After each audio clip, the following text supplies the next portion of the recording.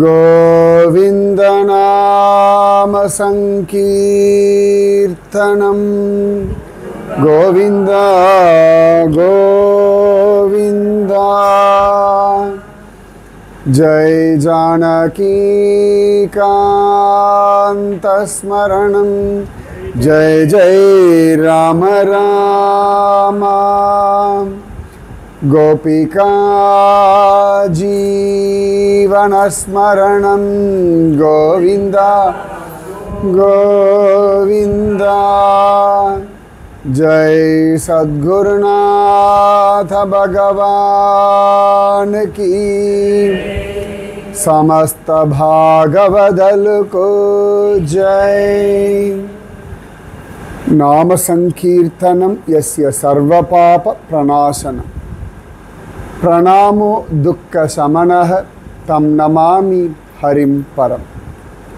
वसुदेव सुतं देवं कंसचाणूरमर्दनं देवकी परमानन्दं कृष्णं वन्दे जगद्गुरुं। कृष्णाय वासुदेवाय देवकी नंदनाय च नंदगोप कुमाराय गोविंदाय नमो नमः। ஓங்கி உலகளந்த உத்தமன் பேர்பாடி நாங்கள் நம் பாவைக்கு சாற்றி நீர் ஆடினாள் தீங்கின்றி நாடெல்லாம் திங்கள் மும்மாரி பெய்து ஓங்கு பெருஞ்சென்னல் ஊடு கயலுகள பூங்குவளை போதில் பொறிவண்டு கண்படுப்ப தேங்காதே புக்கிருந்து சீர்த்த முளைபற்றி வாங்க குடம் நிறைக்கும் வள்ளல் பெரும்பசுக்கள் நீங்காத செல்வம் நிறைந்தேலோர் எம்பாவாய்। பஜகோவிந்தம் பஜகோவிந்தம் கோவிந்தம் பஜ।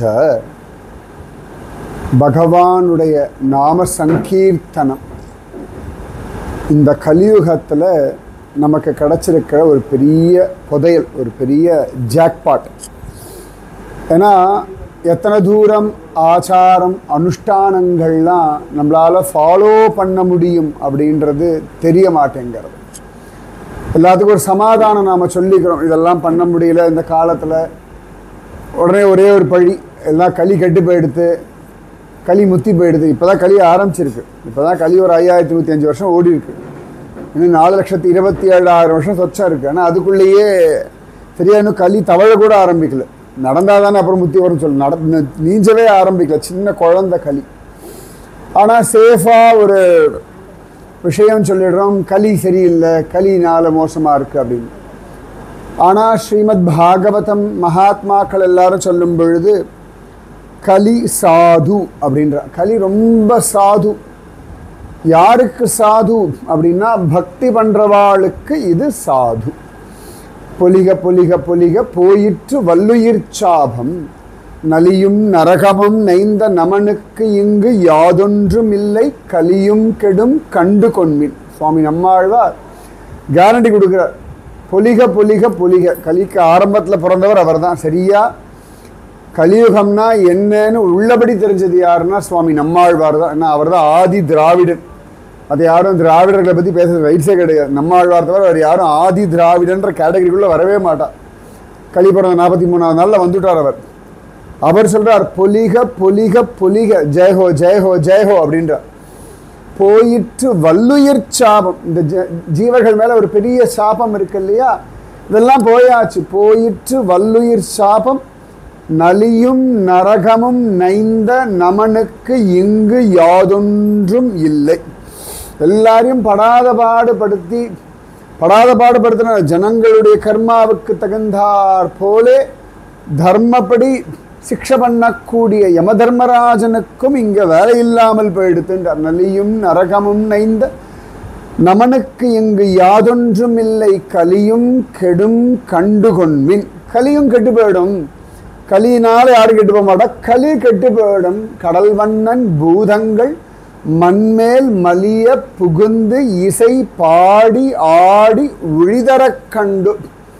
கடல் வண்ணனான எம்பெருமானுடைய அழகான பக்தர்கள், மகாத்மாக்கள், பாகவதோத்தமர்கள் எல்லாம் மண்மேல் மலிய புகுந்து கூட்டம் கூட்டமா சாதாரண அப்படி ரேஷன் கடையில் கூட்டம், ரயில்வே ஸ்டேஷனில் கூட்டம், பஸ் ஸ்டாண்டில் கூட்டம் அப்படின்னு சொல்கிறோமோ, அந்த மாதிரி இந்த கலியுகத்தில் லோகம் முழுக்க பாகவத கூட்டம் ஜாஸ்தியாக இருக்கான். இன்றைக்கும் பார்க்கலாம், சிஷ்யாவை விட ஆச்சாரியர்கள் கூட்டம் ஜாஸ்தி. சிஷ்யர்கள் கம்மி தான், ஆனால் ஆச்சாரியர்கள் கூட்டம் ஜாஸ்தி. பாகவதர்கள் ரொம்ப ஜாஸ்தியா. அப்படின்னா எதுக்கு பயப்படணும்? அதனால மண்மேல் மலிய புகுந்து இசை பாடி ஆடி உழிதர கண்டு. எந்த பக்கம் திரும்பினாலும் பகவன் நாம பிரச்சாரம் அப்படின்றது சாதாரணமாக நடந்துட்டு இருக்கா.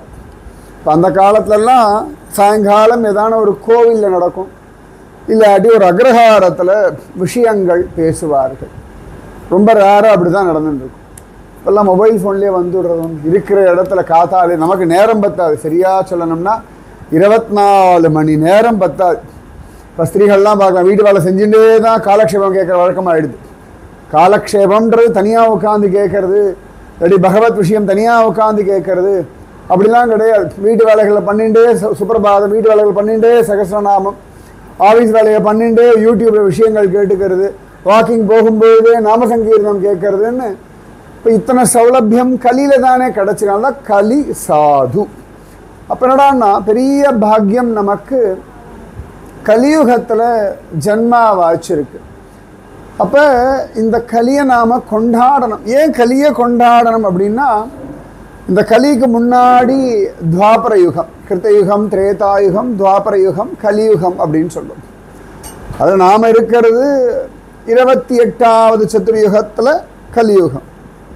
எல்லா சதுர்யுகத்திலையுமே மீண்டும் மீண்டும் ராமகிருஷ்ணாதி அவதாரங்கள், நிருசிம்ம அவதாரம் எல்லாம் நடந்துட்டு தான் இருக்க போகிறது. ஒரே ஒரு தடவை ராம அவதாரம், ஒரே ஒரு தடவை கிருஷ்ண அவதாரம்னு கிடையாது. ஒவ்வொரு யுகத்திலையுமே சம்பவாமி யுகே யுகே பரித்ராணாய சாதுனம், சாது ஜனங்களை ரட்சிப்பதற்காக. அதுதான் பகவானுடைய பெரிய லட்சியம், சாதுக்களை காப்பாற்றணும்.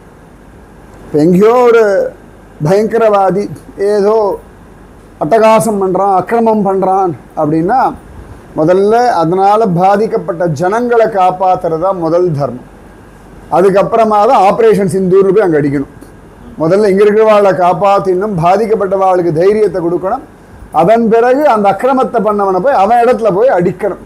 செற்றார் திரளழிய சென்று செரு செய்யும் குற்றம் ஒன்றில்லாத கோவலர்த்தம் பொற்கொடியே. ஆண்டாள் தோழியால் அழகாக அழுப்புறா, விரோதி அவன் இடத்துல போய் அடிக்கிற ஒரு பேராண்மை மிகுந்தவர்கள் பாரத தேசத்தவர்கள். அப்படிதான் காண கிடைக்கிறது. செற்றார் திரளழிய சென்று செரு செய்யும். இப்பெல்லாம் அந்த காலத்துக்கு வச்சு செய்யறதுன்னு இல்லையா, அதுதான் அந்த சென்று செரு செய்யும் குற்றம் ஒன்றில்லாத கோவலர் அப்படின்னு ஆண்டாள் சொல்றான். சரியா விரோதியை போய் அவன் இடத்துல அடிக்க முடியுமா, அடிக்கலாமான்னா ஃபர்ஸ்ட் உதாரணம் ராமச்சந்திரமூர்த்தி. அவன் இடத்துல போய் மனுஷனா இருந்து லங்கையில போய் அவன் அடிக்கிறான். இதுக்கு முன்னாடி அப்படின்னு சொல்லணும்னா நிருசிம்மமூர்த்தி, அவனுடைய அரண்மனையில அவன் தூண்ல இருந்த வெளில வந்து அவன் பிள்ளைய வச்சு அவன் அழிச்சுட்டான். அப்ப இதெல்லாம் சுவாமியினுடைய விசேஷமான தர்மம். அப்ப துவாபரயுகத்துல கண்ணன் அவ்வளவு லீலைகள் பண்றானா. கிருஷ்ணவதாரம் முதல்ல வந்திருக்கலாமே, ஏன் மத்ஸ்யம் கூர்மம் வராக நிருசிம்ம வாமன பரசுராம ராம கிருஷ்ண, இதுலையும் கிருஷ்ணன் தான் பரிபூர்ண அவதாரம். கர்க சமீதியில் எடுத்தோம்னா பரிபூர்ண தமன், இப்படிதான் திரும்ப திரும்ப கிருஷ்ணனை சொல்லும் பொழுது பரிபூர்ண தமன் இந்த நாமத்தையே தான் சொல்லிட்டு இருக்கார். கர்க சமீதியில் நாரதர் வந்து பகுலாஸ்வ ராஜாவுக்கு சொல்லும் பொழுதுலாம், கிருஷ்ணனை அட்ரஸ் பண்ணும் பொழுதெல்லாம் பரிபூர்ண தம இப்படியே தான். எப்படி ஒரு 10 ஸ்லோகத்துக்கு ஒரு தடவை இந்த வாக்கியம் வந்துடும், பரிபூர்ண தமன் அப்படின்னு. பரிபூர்ணனா இருந்தாலும் சுவாமி துவாபரயுகத்தில் பிளான் பண்ணிட்டு கடைசியில் அவர் கரெக்டாக இந்த யுகசந்திக்கு முன்னாடி கிருஷ்ணவதார். துவாபரயுகம் முடிஞ்சு கலியுகம், அந்த யுக சந்தியில அந்த சமயத்துல கிருஷ்ணவதாரம் அப்படின்றது. ஏன் அப்படின்னு கேட்டா, முக்கியமா கலியுகத்துல வர ஜனங்கள் இவனையே ஸ்மரிக்கும்படியாக. ஏன்னா சுவாமி நஞ்சியர் பராசர பட்டரிடத்துல கேட்டாராம், ராமன் நிறைய லீலைகள் பண்ணியிருக்கான், 11,000 வருஷம் ராஜ்ய பரிபாலனம் எல்லாம் பண்ணியிருக்கான், சக்கரவர்த்தி திருமகன், தர்மவான், அசகாய சூரன், அஜிதன், தோல்வியே தெரியாதவன், ஒக்க மாட்ட ஒக்கபான ஒக்கபாரியன்ற மாதிரி ஒரு சொல் ஒரு இல் ஒரு வில் அப்படின்னு வாழ்ந்தவன். ஆனாலும் இந்த ஆழ்வார்கள்லாம் எப்ப பார்த்தாலும் இந்த கிருஷ்ணனையே கொண்டாடிட்டு கிடக்கிறா அப்படின்னு பொழுது பராசர பட்டர் சொல்றாரா, ஏதோ ஒரு பொருளை ரொம்ப வருஷத்துக்கு முன்னாடி இழந்துட்டோம் அப்படின்னா அது பெரிய பாதிப்பு கிடையாது. எதை சமீபத்தில் இழந்தோமோ அதை நினச்சிதான் வருத்தப்பட்டு இருப்போம். அதாவது ஜென்மால நிறைய ஆயுசை இழந்துட்டோம், நிறைய காலங்கள் பகல் பொழுது பழுது பலவகளும் போயினவென்றுன்னு போயாச்சு. அதுக்கு பெருசாக அழமாட்டோம். கையில் இருக்க மொபைல் கீழே விழுந்து கிளாஸ் உடஞ்சிருக்கும், மொபைல் விழுந்து உடஞ்சி போயிடுத்து, பெரிய துக்கம். என்னடா இப்போ கண்ணெதிர்க்க நடந்துடுது இல்லையா, இவ்வளோ வருஷம் போயிடுத்தேன்னு கவலை வரல. இப்போ விழுந்த அந்த மொபைல் அதனுடைய மேலே கிளாஸ் போட்டுக்கலாம், டெம்பர் கிளாஸ் இருந்தாலும் உடஞ்சி கொடுத்து, கொஞ்சம் ஜாகிரதையாக வச்சிருக்கலாம், அவசரப்பட்டு கை தவறி விழுந்து கொடுத்து. இவ்வளோ ஜென்மா, எத்தனையோ கோடி ஜென்மா விட்டுட்டோம். சரியா 84 லட்சம் யோனிகளில் சவுண்ட் அடிச்சாச்சு. அத்தனை போனதுக்கு பற்றி கவலை இல்லை. இந்த மொபைல் ஸ்க்ரீன் உடஞ்சி கொடுத்து அப்படின்னா அது ஒரு பெரிய துக்கம். அந்த மாதிரி ராமவதாரம் முடிஞ்சு ஆழ்வார்கள் காலத்துக்கு அதுக்கு ரொம்ப தூரம் ஆயிடுதான். கிட்டத்தட்ட ஒரு 8,64,000 வருஷம் டிஸ்டன்ஸ் உண்டு ராமனுக்கும் நமக்கும். கிருஷ்ணனுக்கும் நமக்கும் 5000 வருஷம் தானே. நியரஸ்ட் அவதாரம் அப்படின்னா கிருஷ்ணவதாரம் தான். இப்போ நிருசிம்ம அவதாரம், வாமன அவதாரம்லாம் ரொம்ப தூரம். அந்த இடங்கள்லாம் இருக்கே ஒழிய த நியரஸ்ட் அப்படின்னா கிருஷ்ணவதாரம். அப்போ கலியுகத்தில் இருக்கக்கூடிய ஜனங்களை உத்தேசிச்சு கிருஷ்ணவதாரம். அதனாலே ஆழ்வார்கள் எல்லாரும் கிருஷ்ணவதாரத்திலே மண்டி கிடந்தார்கள் அப்படின்னு சுவாமி பராசர பட்டர் ரொம்ப அழகா சொல்றார். கிருஷ்ணன் அப்படின்னாலே ஒரு ஆக்கர்ஷணம். அது ஒவ்வொருத்தரும் ஒவ்வொரு விதத்தில் ஆக்கர்ஷிச்சுடுவோம். அது கிருஷ்ணனுடைய ஸ்பெஷாலிட்டி. சில பேர் இடத்துல குழந்தையா அந்த பாலகிருஷ்ண லீலை அப்படியே வசப்படுத்திடும். நீங்கள் இப்போ குட்டி குழந்தைகள்லாம் இருக்கு அப்படின்னா அப்படியே கிருஷ்ண சேட்டைன்னு சொல்கிறோமே ஒழிய இன்னைக்கு ராமனோட சேட்டைன்னு யாராவது சொல்கிறோமா? நன்னா கிருஷ்ணனை மாதிரியே அட்டகாசம் பண்ணுறதுன்னு யாராவது நரசிம்மனை மாதிரி இருக்கான்னு சொல்லுவோமா? நரசிம்மனை குழந்தைய எத்தனை பேர் பார்ப்போம்? நரசிம்ம பக்தாலே எத்தனை பேர் பார்க்குறான்னு தெரியாது. நரசிம்ம பக்தாலே கூட நாளை என்பது நரசிம்மனுக்கு இல்லைன்னு சொல்லிட்டு வருவார், கீழ்ச்சி போட்டுருவார், உடனே ரட்சிப்பார். இந்த கான்செப்டில் மட்டும்தான் நரசிம்மரை பார்ப்போம் ஒழிய பால நரசிம்மன் அப்படின்றது நீங்கள் வேணால் ஏஐயில் வேணால் போட்டு குஞ்சு நரசிம்மரை வேணால் அழகாக போடலாம் ஒழிய ஒன்று சாந்த நரசிம்மர், இல்லாட்டி யோக நரசிம்மர், இல்லாட்டி உக்ர நரசிம்மர், இல்லாட்டி லக்ஷ்மி நரசிம்மர், இவ்வளோதான் மெயினாக. மற்றபடி பால நரசிம்மர் பாலராமனே குறவு தானே. ஆனால் பாலகிருஷ்ணன் திரும்புகிற பக்கம் எல்லாம் பாலகிருஷ்ண லீலைகள் தான். எத்தனை பேர் பாலராமனுடைய லீலை அனுபவிக்கிறார்? வால்மீகியை பெருசாக ஒன்றும் பாலராம லீலைகளை அனுபவிக்கல. ராமனை பற்றி நிறைய அனுபவிச்சிருக்கார். ராமச்சரித்த மானசத்தில் துளசிதாசர், கம்பன், எத்தனையோ பேர் எடுத்துக்கோங்களேன். பெருசாக பாலராம லீலைகள் அப்படின்னு வரும்பொழுது பெருசாக கிடையாது. ராமனுடைய குணங்கள், அவனுடைய பேராண்மை, இதெல்லாம் தான் கொண்டாடுறாளே ஒழிய குஞ்சு பாப்பா அப்படின்னா கிச்சா பய தான். இந்த கிச்சா பயல் இடத்துல தான் அத்தனை பேருடைய மனசும் லயப்படுறது. அதே எவ்வளோ வயசு அவளுக்கும் கிருஷ்ணனை பிடிக்கும். ஏன்னா ஹேண்ட்ஸம், அந்த ஸ்டைல் ராமனுக்கும் உண்டு, சந்தேகம் கிடையாது. ஆனாலும் ஒரு மாட்டுக்கார பயிருக்கு இவ்வளோ ஸ்டைலா? இப்போ சாதாரணமாக கேட்போம், என்னடா இன்னும் பண்ணுற வேலைக்கு என்ன இவ்வளோ ஒரு ஆர்ப்பாட்டம் வேண்டி கிடக்கு அப்படின்னு இல்லையா? மாட்டுக்கார பையன் தான். ஆனால் அந்த மாடு மேய்க்கிறத கூட அவ்வளவு அழகா தழைய பீதாம்பரம் கட்டிண்டு தங்க புல்லாங்கொல்லாம் வச்சுண்டு தங்க கோல் கொண்டு சர்வலங்கார பூஷித்தனா மாடு மேய்க்க போன ஒரே ஒருத்தன் யாருன்னா கிருஷ்ணன் மட்டும்தான். அந்த ஊரே எப்பொழுதுமே சர்வாபரண பூஷித்தராக தான் இருப்பா. ஆண்டாள் சொல்றா இல்லையா, இப்போ நம்ம ஆத்துலலாம் தயிர் கிடையாது என்ன பண்ணும், இருக்கிறது அழுக்கான ஒரு வஸ்திரத்தை போட்டுப்பா ஸ்திரீகள், அதுக்கு மேலே ஒரு வஸ்திரத்தை போட்டுப்பா, தெளிக்கப்படாது அழுக்காடுன்னு இப்படியே உட்காந்து கடையும். வேர்க்க விறுவிறுக்க எங்கேயாவது வீட்டு ஓரத்தில் மூலையில் உட்காந்துண்டு அந்த இடத்த பார்த்தாலே தெரியும் தயிர் கிடைக்கிற ஸ்தலம் அப்படின்னு அந்த காலத்துலலாம் பார்த்தாலே தெரியும். ஆனால் ஆண்டாள் சொல்கிறா, காசும் பிறப்பும் கலகலப்ப கை பேர்த்து வாசன் நறுங்குழல் ஆய்ச்சியர் மத்தினால் ஓசைப்படுத்த தைரரவம் கேட்டிலையோ. காசு மாலையா அச்சு தாலியா இத்தனையும் போட்டுண்டு தலை நிறைய பூச்சி ஓடிண்டு எல்லா அலங்காரமும் பண்ணிண்டு காலங்காத்தால நம்மளை மாதிரி இத்தினோண்டு பானைலாம் பெரிய தடா அளவுக்கு பெரிய பானை அதில் உட்காந்து தயிரை கடையிறாளாம். அந்த சப்தம் வைகுண்ட லோகத்தில் போய் எதிரொலிக்கிறதுன்றார் பாகவதத்தில் சுகபிரம்ம மகரிஷி. அப்போ இந்த கிருஷ்ண பக்தி அப்படின்னாலே தானாகவே ஒரு குஷி, ஒரு ஸ்டைல் எல்லாம் வந்துடுமா. அது கிருஷ்ண பக்தியினுடைய ஒரு ரகசியம். அப்போ அந்த வாத்சல்ய பக்தியாக கிருஷ்ணன் அனுபவிக்கலாம், பிரேம பக்தியாக கிருஷ்ணன் அனுபவிக்கலாம், சக்கிய பக்தியாக கிருஷ்ணன் அனுபவிக்கலாம். இந்த கோபால குழந்தைகள் என்ன சேட்டைகள் பண்ணுறது. இப்போ ராமனோட ஃப்ரெண்ட்ஸ் எத்தனை பேர் உங்களுக்கு ஞாபகம் சொல்லுங்க பார்க்கலாம். திரும்பி திரும்பி ஒரு குகனை பிடிச்சிப்போம். உம்பி உயிர் தோழன் நீ எனக்கு உகந்து அப்படின்னு இப்படிலாம் சொல்லுவோமே ஒழிய பெரிய லிஸ்ட் யார் சுக்ரீவனை சொல்லுவோம். ஆனால் கிருஷ்ணன் அப்படின்னு எடுத்துட்டாச்சுன்னா அர்ஜுனன், சபலன், மதுமங்களன் எங்க கோகுலத்தில் ஆரம்பித்து அவன் சாந்தீபனி ஆசிரமத்தில் வேத பாடம் படிக்க போன சுதாமாலிருந்து அவனுடைய கசின் பிரதரான உத்தவன்லேருந்து அப்புறமா இன்னொரு கசினான அர்ஜுனன்லேருந்து எல்லாரும் ஃப்ரெண்ட்ஸ். அத்தனை பேரும் ஃப்ரெண்ட்ஸு. எல்லார் கூடவும் லீலைகள் பண்ணக்கூடிய ஒருவன் இந்த கண்ணன். அதனால் கிருஷ்ணா அப்படின்னு சொல்லியாச்சுன்னாலே நம்ம எந்த ஸ்திதியில் இருக்கோமோ அந்த ஸ்திதியில் ஒரு கிருஷ்ண பக்தி பண்ண முடியும். அழகை பார்த்து வசப்படுறோமா, அழகாக கோபிகைகள் போல பிரேம பக்தியை பண்ணிட்டு பாடும். வாஞ்சை வரதா வாத்சல்யம் என்ன தவம் செய்தனை யசோதா அப்படின்னு சொல்லிட்டு அனுபவிச்சுட்டு போயிடலாம். நந்தகோபர் மாதிரி அனுபவிச்சுடலாம். சக்கிய பக்தியா சுபலன், மதுமங்களன், அர்ஜுனன், சுதாமா, உத்தவன் இவாள மாதிரி பக்தி பண்ணிட்டு போயிடலாம். கிருஷ்ணனை பார்த்தா பயமா இருக்கா, கம்சனை மாதிரி பக்தி பண்ணிட்டு போயிடலாம். கிருஷ்ணனை பார்த்தாலே வெறுப்பா இருக்கா, சிசுபாலனா ஆயிடலாம். இப்போ நம்ம ஊருக்காரெல்லாம், நம்ம ஊர் நாஸ்திகவாதிகள்லாம் இந்த தைரியம் தான் இருக்கா. நம்ம பயந்தாலும் சரி கிருபை உண்டு, வாயில வந்தபடி ஏசினாலும் கிருபை பண்ணியே தீருவான் கண்ணன் என்னும் கருந்தெய்வம். கிருபை பண்றதுக்குனே ஒரு அவதாரம் அப்படின்னா கிருஷ்ணவதார். எந்த விதத்துல அவனிடத்துல நெருங்கினாலும் நன்மையே செய்யக்கூடிய ஒருத்தன் கண்ணன் தான். கண்ணனால் பெற்று வரும் நன்மைகள் ஆழ்வார்லாம் சொல்றது. என்னத்தை சொல்றது, எதை விடுறது? எல்லாருக்கும் கிருபை பண்ணக்கூடிய ஒரு கருணா சாகரன் ஸ்ரீகிருஷ்ணன்.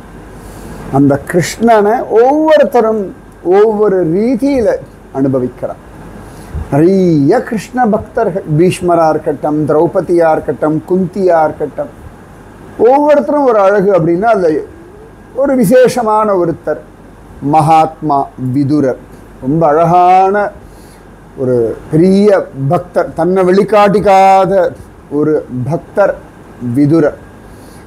ரொம்ப அழகா திருக்கோளூர் பெண் பிள்ளை ரகசியத்தில் பெண் பிள்ளை இப்படி தான் அட்ரஸ் பண்ணுறா விதுரர். அகமொழித்து விட்டேனோ விதுரரை போலே. நமக்கெல்லாம் அகம்பாவம்ன்றது சாதாரணமாக வரும். தூக்கத்தில் மட்டும்தான் அகம்பாவம் மறந்து போய்டுறது.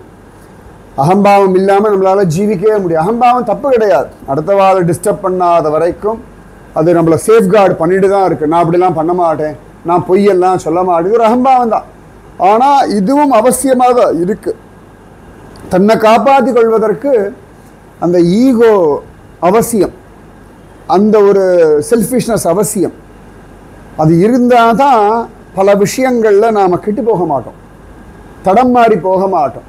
நம்ம தகுதியை விட்டு கீழே இறங்கக்கூடாது. அப்படின்னா நான் அப்படிலாம் இருக்க மாட்டேன், நான் அப்படி தான் அப்படின்ற ஒரு அகம்பாவம் அவசியம். இல்லைன்னு என்ன ஆகுனா எடுப்பார் கைப்பிள்ளையாக மாறி போயிடுவோம். இஷ்டத்துக்கு அவாவா நம்மளை வளைச்சுட்டு போயிடுவா. ஒரு குறிக்கோள் இல்லாமல் போயிடுவோம். அந்த குறிக்கோள் ரொம்ப அவசியம். சுவாமி ராமானுஜர் நல்ல அகம்பாவம் உண்டு. அதாவது மகாத்மாக்கள் பகவானிடத்தில் மட்டும்தான் வினயத்தோடு இருப்பா, ஆச்சாரிய புருஷாக்கிட்ட வினயத்தோடு இருப்பா. அதே கிருமி கண்ட சோழனுடைய சபைக்கு போலையே நான் போய் அவன்கிட்ட பேசுகிறேன்னு போலியா, இவன் சபைக்கு நான் ஏன் மிதிக்கணும், மாட்டேன், நான் வேணா ஊரை விட்டு போகிறேன், ஸ்ரீரங்கத்தை விட்டாலும் விடுவேனே ஒழிய கிருமிகண்ட சோழனுடைய அரசவைக்கு போக மாட்டேன்னு ஒரு வைராக்கியம். சரி, கிருமிகண்ட சோழனை விட்டுடுவோம்.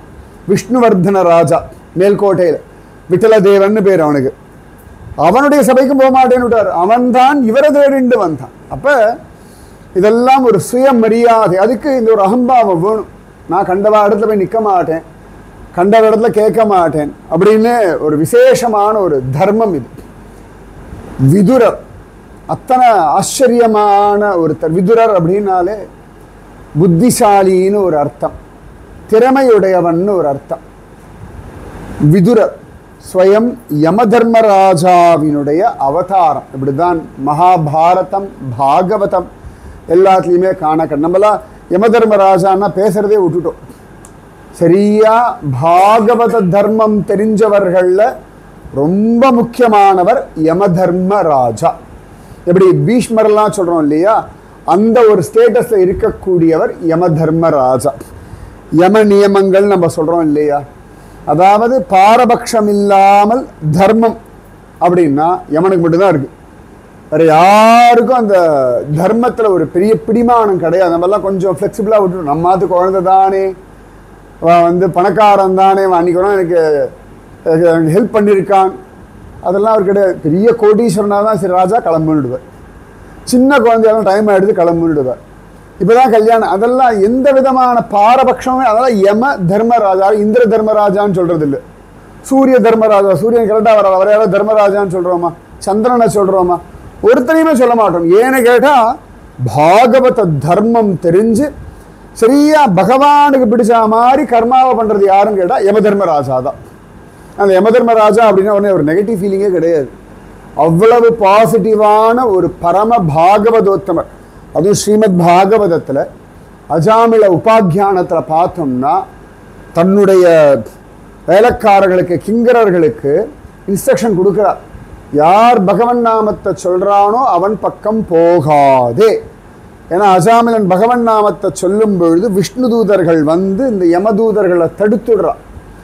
அப்போ விஷ்ணு தூதர்கள் நிறைய எக்ஸாம்பிள்ஸ் கொடுக்குறான். இவன் பண்ண பாபத்துக்கெல்லாம் நாராயண நாமத்தினாலேயே பரிகாரம் தேடியாச்சு, இனி இவனிடத்துல பாபம் இல்லை. அதனால தான் திருமங்கை மன்னன் சொல்றார், நாடினேன் நாடி நான் கண்டு கொண்டேன் நாராயணா என்னும் நாமம். நான் எங்கெல்லாமோ ஓடினேன், ஓடினேன் உய்வதோர் பொருளால். ரொம்ப யார் என்னை காப்பாற்ற போறான், நான் எப்படி உய்ய போகிறேன். வாடினேன் வாடி வருந்தினேன் மனத்தால் பெருந்துயர் இடும்பையில் பிறந்து கூடினேன் கூடி இளையவர் தம்மோடு அவர் தரும் கலவியே கருதி ஓடினேன் ஓடி உய்வதோர் பொருளால் உணர்வெனும் பெரும்பதம் தெரிந்து நாடினேன் நாடி நான் கண்டுகொண்டேன் நாராயணா என்னும் நாமம். நான் தேடினேன், நான் ஓடினேன், அவன் எனக்கு காட்டி கொடுத்தா நான் கண்டுட்டேன். இந்த நான் கண்டு அகம்பாவம் இல்லை. ஐயோ எனக்கே நான் கண்டுட்டேனே, ஒன்றுத்துக்கும் உதவாத ஒருத்தன் தேக சுகமே கதின்னு ஓடின்னு இருந்த நானே கண்டுட்டேன். அவ்வளோ வசதி இந்த நாராயணன், நான் எனக்கே தெரியும் அப்படின்னு நம்ம சொல்லுவோம் இல்லையா. இந்த இடம் தெரியாதா, இந்த கடையை தெரியாதா, இது என்ன காய் இது தெரியாதா, எனக்கே தெரியும் அப்படின்னு சின்ன குழந்தைகள் சொல்லும் தெரியுமா. சமயத்தில் குழந்தைகிட்ட இது என்ன காய்னு கேட்பேன். என்ன பாட்டி எனக்கு தெரியாதா, எனக்கே தெரியாது, உனக்கு தெரியாதா, இது கத்திரிக்காய் அது தெரியாதா, பிரிஞ்சால், அப்படி எல்லாம் லைனாக சொல்லும். அந்த மாதிரி பெருசான ஒன்று விஷயத்தில் ஆனால் நானே கண்டுகொண்டேன், நான் கண்டுகொண்டேன் நாராயணா என்னும் நாம். அப்போ யமதூதர்களுக்கு இந்த விஷ்ணு தூதர்களை எடுத்து பேச முடியலையா, நேர யமராஜனிடத்தில் வந்த உடனே பெரிய உபன்யாசம் பண்றார். நாம சங்கீர்த்தன மகிமையை பற்றி யமதர்மராஜாவினுடைய உபதேசம் அவ்வளவு ஜோரா இருக்கு. யார் நாமத்தை சொல்றானோ அவர்கள் பக்கம் போகாதே, யார் பகவான் அடியவர்களோ அவர்கள் பக்கம் போகாதே. அவர்களுடைய என்ன கணக்காக இருந்தாலும் அது நம்ம லிஸ்ட்டில் வராது, நாராயணன் லிஸ்ட்டில் உண்டு. நம்ம லிஸ்ட்டில் இருக்கேன்னு போயிடாத. அங்கே போகும்பொழுது அந்த பேப்பரே காலியாக இருக்கும். எல்லாம் நாராயணன் ஜவாப்தாரி கையெழுத்து போட்டு எல்லா பாபத்துக்கும் அவர் வந்து சைன் ஆஃப் பண்ணி எல்லாத்தையும் வட்டி முதல்லாம் தள்ளுபடி பண்ணிவிடுவார். இப்போ கவர்மெண்ட் வந்து தள்ளுபடி பண்ணுற மாதிரி அத்தனை பாவங்கள் புண்ணியங்கள் எத்தனை கோடி ஜென்மாவுடைய கர்மாக்கள் எல்லாத்தையும் வைப் பண்ணி விட்டுருவார், எல்லாம் வைவ் ஆஃப் பண்ணி விட்டுருவார். எங்கேயாவது நாமஜபம் கேட்குறதா அந்த இடத்துல அவளுக்கு அந்திம காலமாக போய் நின்று அவள் நமஸ்காரம் பண்ணி கை கூப்பிட்டு வந்துருவோம். அதுக்கு மேலே நமக்கும் அவர்களுக்கும் சம்பந்தம் இல்லைன்றார் யமதர்மராஜா. அவ்வளவு சிரேஷ்டம் அந்த யமதர்மராஜா. ரொம்ப அழகாக இருக்கும் நச்சிகேதனோடு அவர் பேசுறது. பல இடங்களில் பார்த்தோம்னா அவ்வளோ விசேஷம். அந்த யமதர்மராஜாவுடைய சகோதரி தான் யமுனா. அதனால தான் யமுனா அவ்வளோ சிரேஷ்டமாக நாம் சொல்கிறது உண்டு. அதனால் யமுனையில் குளிச்சாச்சுன்னா அவர்களுக்கு யமலோகம் கிடையாதுன்னே வரம் உண்டு. யமுனையோடு சம்பந்தனால தூய பெருநீர் யமுனை துறைவனை அப்படின்னு ஆண்டாள் யமுனையை கொண்டாடுறா. யமன், யமுனா, அப்புறம் சனைஸ்வரன், இவா எல்லாம் சகோதர சகோதரிகள். எல்லாருமே சூரியனுடைய குழந்தைகள். சூரிய புத்திரி, சூரிய புத்திரன் இப்படி தான் சொல்லுவோம். அந்த யமதர்மராஜா அத்தனை அழகாக நிறைய இடங்களில் பாகவத தர்மத்தை பற்றி, பக்தாளுடைய வைபவத்தை பற்றி நிறைய பேசுகிறார். பகவான் பார்த்தான், இவ்வளவு தர்மம் தெரிஞ்சவர் பூமியில் வந்து இந்த தர்மத்தை ஜனங்களுக்கு சொல்லிக் கொடுக்கணும்னு சுவாமி சங்கல்பம் பண்ணார். ஏன்னா அவர்கிட்ட இருக்கிற நாலேஜ் அவருக்கு மட்டும் இருந்தால் போதாது, பூலோகத்தில் இருக்கிற ஜனங்களுக்கு அந்த நாலேஜ் வரணும் இல்லையா? அப்போ அழகாக பகவான் பார்த்தான். மாண்டவ்ய ரிஷின்னு ஒருத்தர், நல்ல தபஸ்வி. ஒரு சந்தர்ப்பத்தில் அவர் தன்னுடைய ஆசிரமத்தில் உட்காந்துண்டு தபஸ் பண்ணிட்டு இருக்கார். எங்கிருந்தோ சில திருடர்கள்லாம் அரண்மனையில் எதையோ திருடினா தப்பிச்சு ஓடி வந்தா. இந்த முனிவர் பக்கத்தில் வந்தா. இவர் அப்படியே அமைதியாக உட்காந்துட்டு இருக்கார், கண்ணை மூடி தியானத்தில் இருக்கார். இந்த திருடர்கள் அவருடைய ஆசிரமத்துக்குள்ள எல்லா திருட்டு பொருட்களையும் ஒழிச்சு வச்சுட்டு அவள் ஓடி போயிட்டா. ராஜ மனுஷர்கள் தேடிண்டு வந்தார்கள். வந்தவர்கள் இவரை கூப்பிட்டா விசாரிச்சா இவர் ஒன்றும் பதிலே சொல்ல. ஏன்னா மௌன விரதத்தில் இருந்தார். அதனால் ஒன்றும் ரிப்ளையும் பண்ணலை, ரியாக்டும் பண்ணலை, ரெஸ்பாண்டும் பண்ணலை. சில சந்தர்ப்பங்கள் அப்படி தான் ஆகிடும் லைஃப். நமக்கு தெரியும் நிறைய அக்கிரமம் நடக்கணும், ரியாக்ட் பண்ண முடியாது, ரெஸ்பாண்ட் பண்ணவே முடியாது, ரிப்ளையும் பண்ண முடியாது. ஒன்று சரண்டர், பிரபுவை காப்பாற்று. சில சந்தர்ப்பங்களில் இது வாழ்க்கையினுடைய யதார்த்தம். பெரிய பெரிய ரிஷிகளுக்கும் இது உண்டு. இப்போ சுவாமி ராமானுஜருக்கு ரங்கனை தெரியாதா, வரதராஜனை தெரியாதா, மலையப்பனை தெரியாதா? இவ்வளோ எல்லா திவ்யதேச பெருமாளும் ராமானுஜருக்கு அவ்வளோ க்ளோஸு. இவர் சொல்லியாச்சுன்னா வைகுண்டத்திற்கவா கீழே இறங்கி வரலாம், யாரை வேணால் அவர் வைகுண்டத்துக்கு அனுப்பலாம். ஆனால் அந்த ராமானுஜருக்கே ஸ்ரீரங்கத்தை விட்டு போகும்படியான ஒரு நிர்பந்தம் வந்துடுத்து. ராமானுஜர் சரி இது ரங்கநாதனுடைய சங்கல்பம்னு கிளம்பி போனார். போயிட்டு திரும்பி 12 வருஷம் கழிச்சு தான் வரார். இப்படி ராமச்சந்திரமூர்த்தி 14 வருஷம் வனவாசமும், அந்த மாதிரி சுவாமி ராமானுஜருக்கு ஒரு 12 வருஷம் வனவாசம். நம்பெருமாள் ஒரு 40 வருஷம் வனவாசம் போல ஊரெல்லாம் சுற்றிட்டு வரலையா? சில சந்தர்ப்பங்களில் அந்தந்த சூழ்நிலைகள் இப்படிலாம் அமையும். இதுக்கு பெரிய கேள்வி பதிலாம் கிடையாது, ஏற்றுக்கொள்ளணும், இவ்வளோதான். ஏற்றுக்கிறது ஒன்று தான் சுலபம், அக்செப்டன்ஸ். கத்திரி வெயில் சூடாக தான் இருக்கும், ஏற்றுக்கணும். மழை பெஞ்சால் சந்தோஷம், அதில் எல்லா வாட்டியும் அப்படியே மழை பெஞ்சு குழு குழுன்னு ஆயிடுன்னு சொல்ல முடியாது. சரி கத்திரி வெயில் தான் இல்லை மழை தான் பெஞ்சாச்சுன்னா சரி மெட்ராஸ் அப்படியே குழு குழுன்னு ஆகிடுமா? அதே வேர்வை தான், அவ்வளோதான். ஏன்னா சூடு வேணா தெரியாதே ஒழிய, ஆனாலும் அந்த வேர்வை இருக்க தான் போகிறது. அப்போ சரி இது இப்படி தான் இருக்கும். சீத உஷ்ண சுகதுக்கதாக ஆகமா பாயினோ அனித்யாக தாம் திதிக்ஷஸ்வ பாரத. பொறுத்துக்கோன்றான் கிருஷ்ணன் சொல்கிறான் அர்ஜுனன் கிட்ட. நீ பொறுத்துக்கோ, இதெல்லாம் மாறாது, மாற்ற முடியாது, நீ பொறுத்துக்கோ, நீ ஸ்ட்ராங் ஆகு. அந்த காலகட்டத்தில் அதை நீ பொறுத்துட்டு தான் ஆகணும். அதுக்கப்புறம் அந்த காலகட்டம் முடிஞ்ச பிறகு நீயே அது பெருசாக எடுத்துக்க மாட்டேன். அந்த சமயத்தில் மனசில் அது பாரமாக அழுத்தும். அந்த சமயத்தில் அது பெரிய விஷயமா கழுத்தை பிடிக்கிற மாதிரி இருக்கும். கொஞ்சம் வருஷங்கள் கழிச்சு அது மறந்து போயிடும், யதார்த்தத்துக்கு வந்துடும். எல்லாம் அந்த மொமெண்ட் அவ்வளோதான்.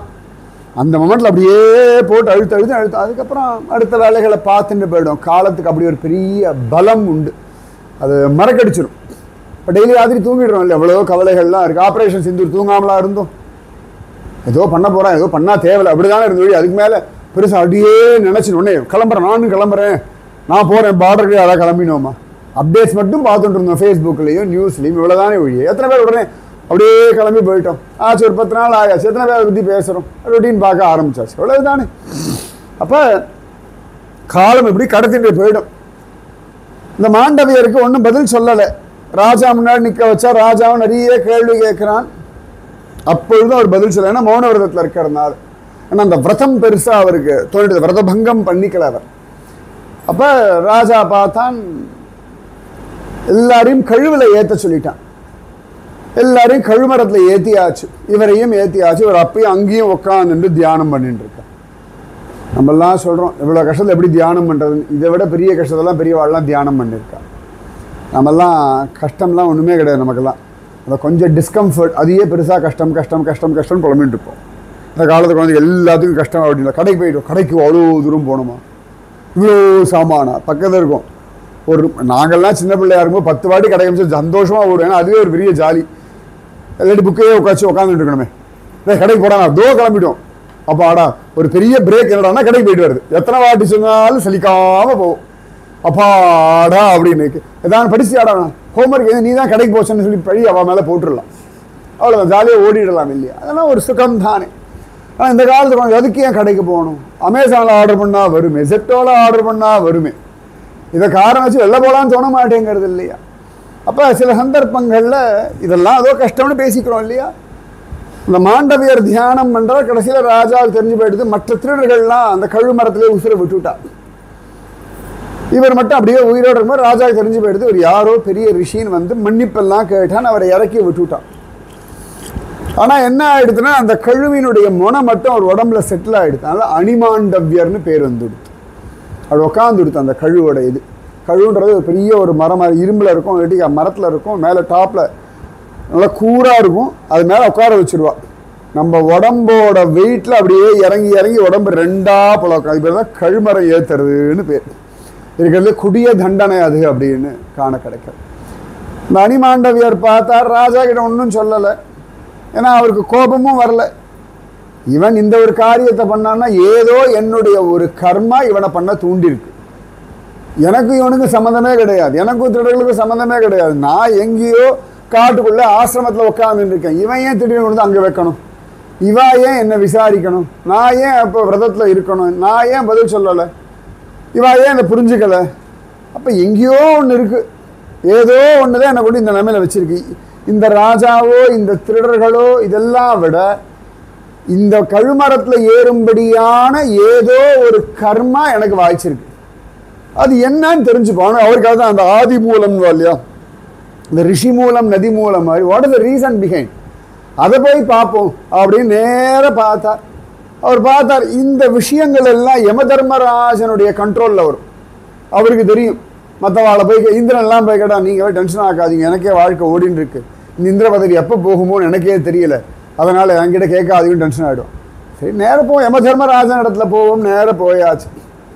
அப்போ யம தர்மராஜனை பார்த்து கேட்குறார், எனக்கு ஏன் இந்த மாதிரி ஒரு ஸ்திதி வந்தது அப்படின்னு. அப்போ யம தர்மராஜன் சொன்னார், இல்லை நீங்கள் சின்ன பிள்ளையாக இருக்கும்போது இந்த தட்டாம்பூச்சி, இங்கெல்லாம் வயசானாலும் அவங்களாம் தட்டாம்பூச்சி தெரியும், சின்ன குழந்தைங்களாம் தனியாக ட்ராகன் ஃப்ளை இப்படி தான் பறந்துன்னு இருக்கும் அப்படி தான் சொல்லணும். அந்த தட்டாம்பூச்சி தும்பியில் குச்சியை வச்சு இப்படி குத்தி குத்தி குத்தி குத்தி குத்தி எல்லாம் சொருகி சொருகி சொருகி வச்சு விளையாடிட்டு இருந்தா அதனுடைய எஃபெக்ட் இன்னைக்கு நீங்கள் கழுமரத்தில் ஏறினேள் அப்படின்னுட்டேன்.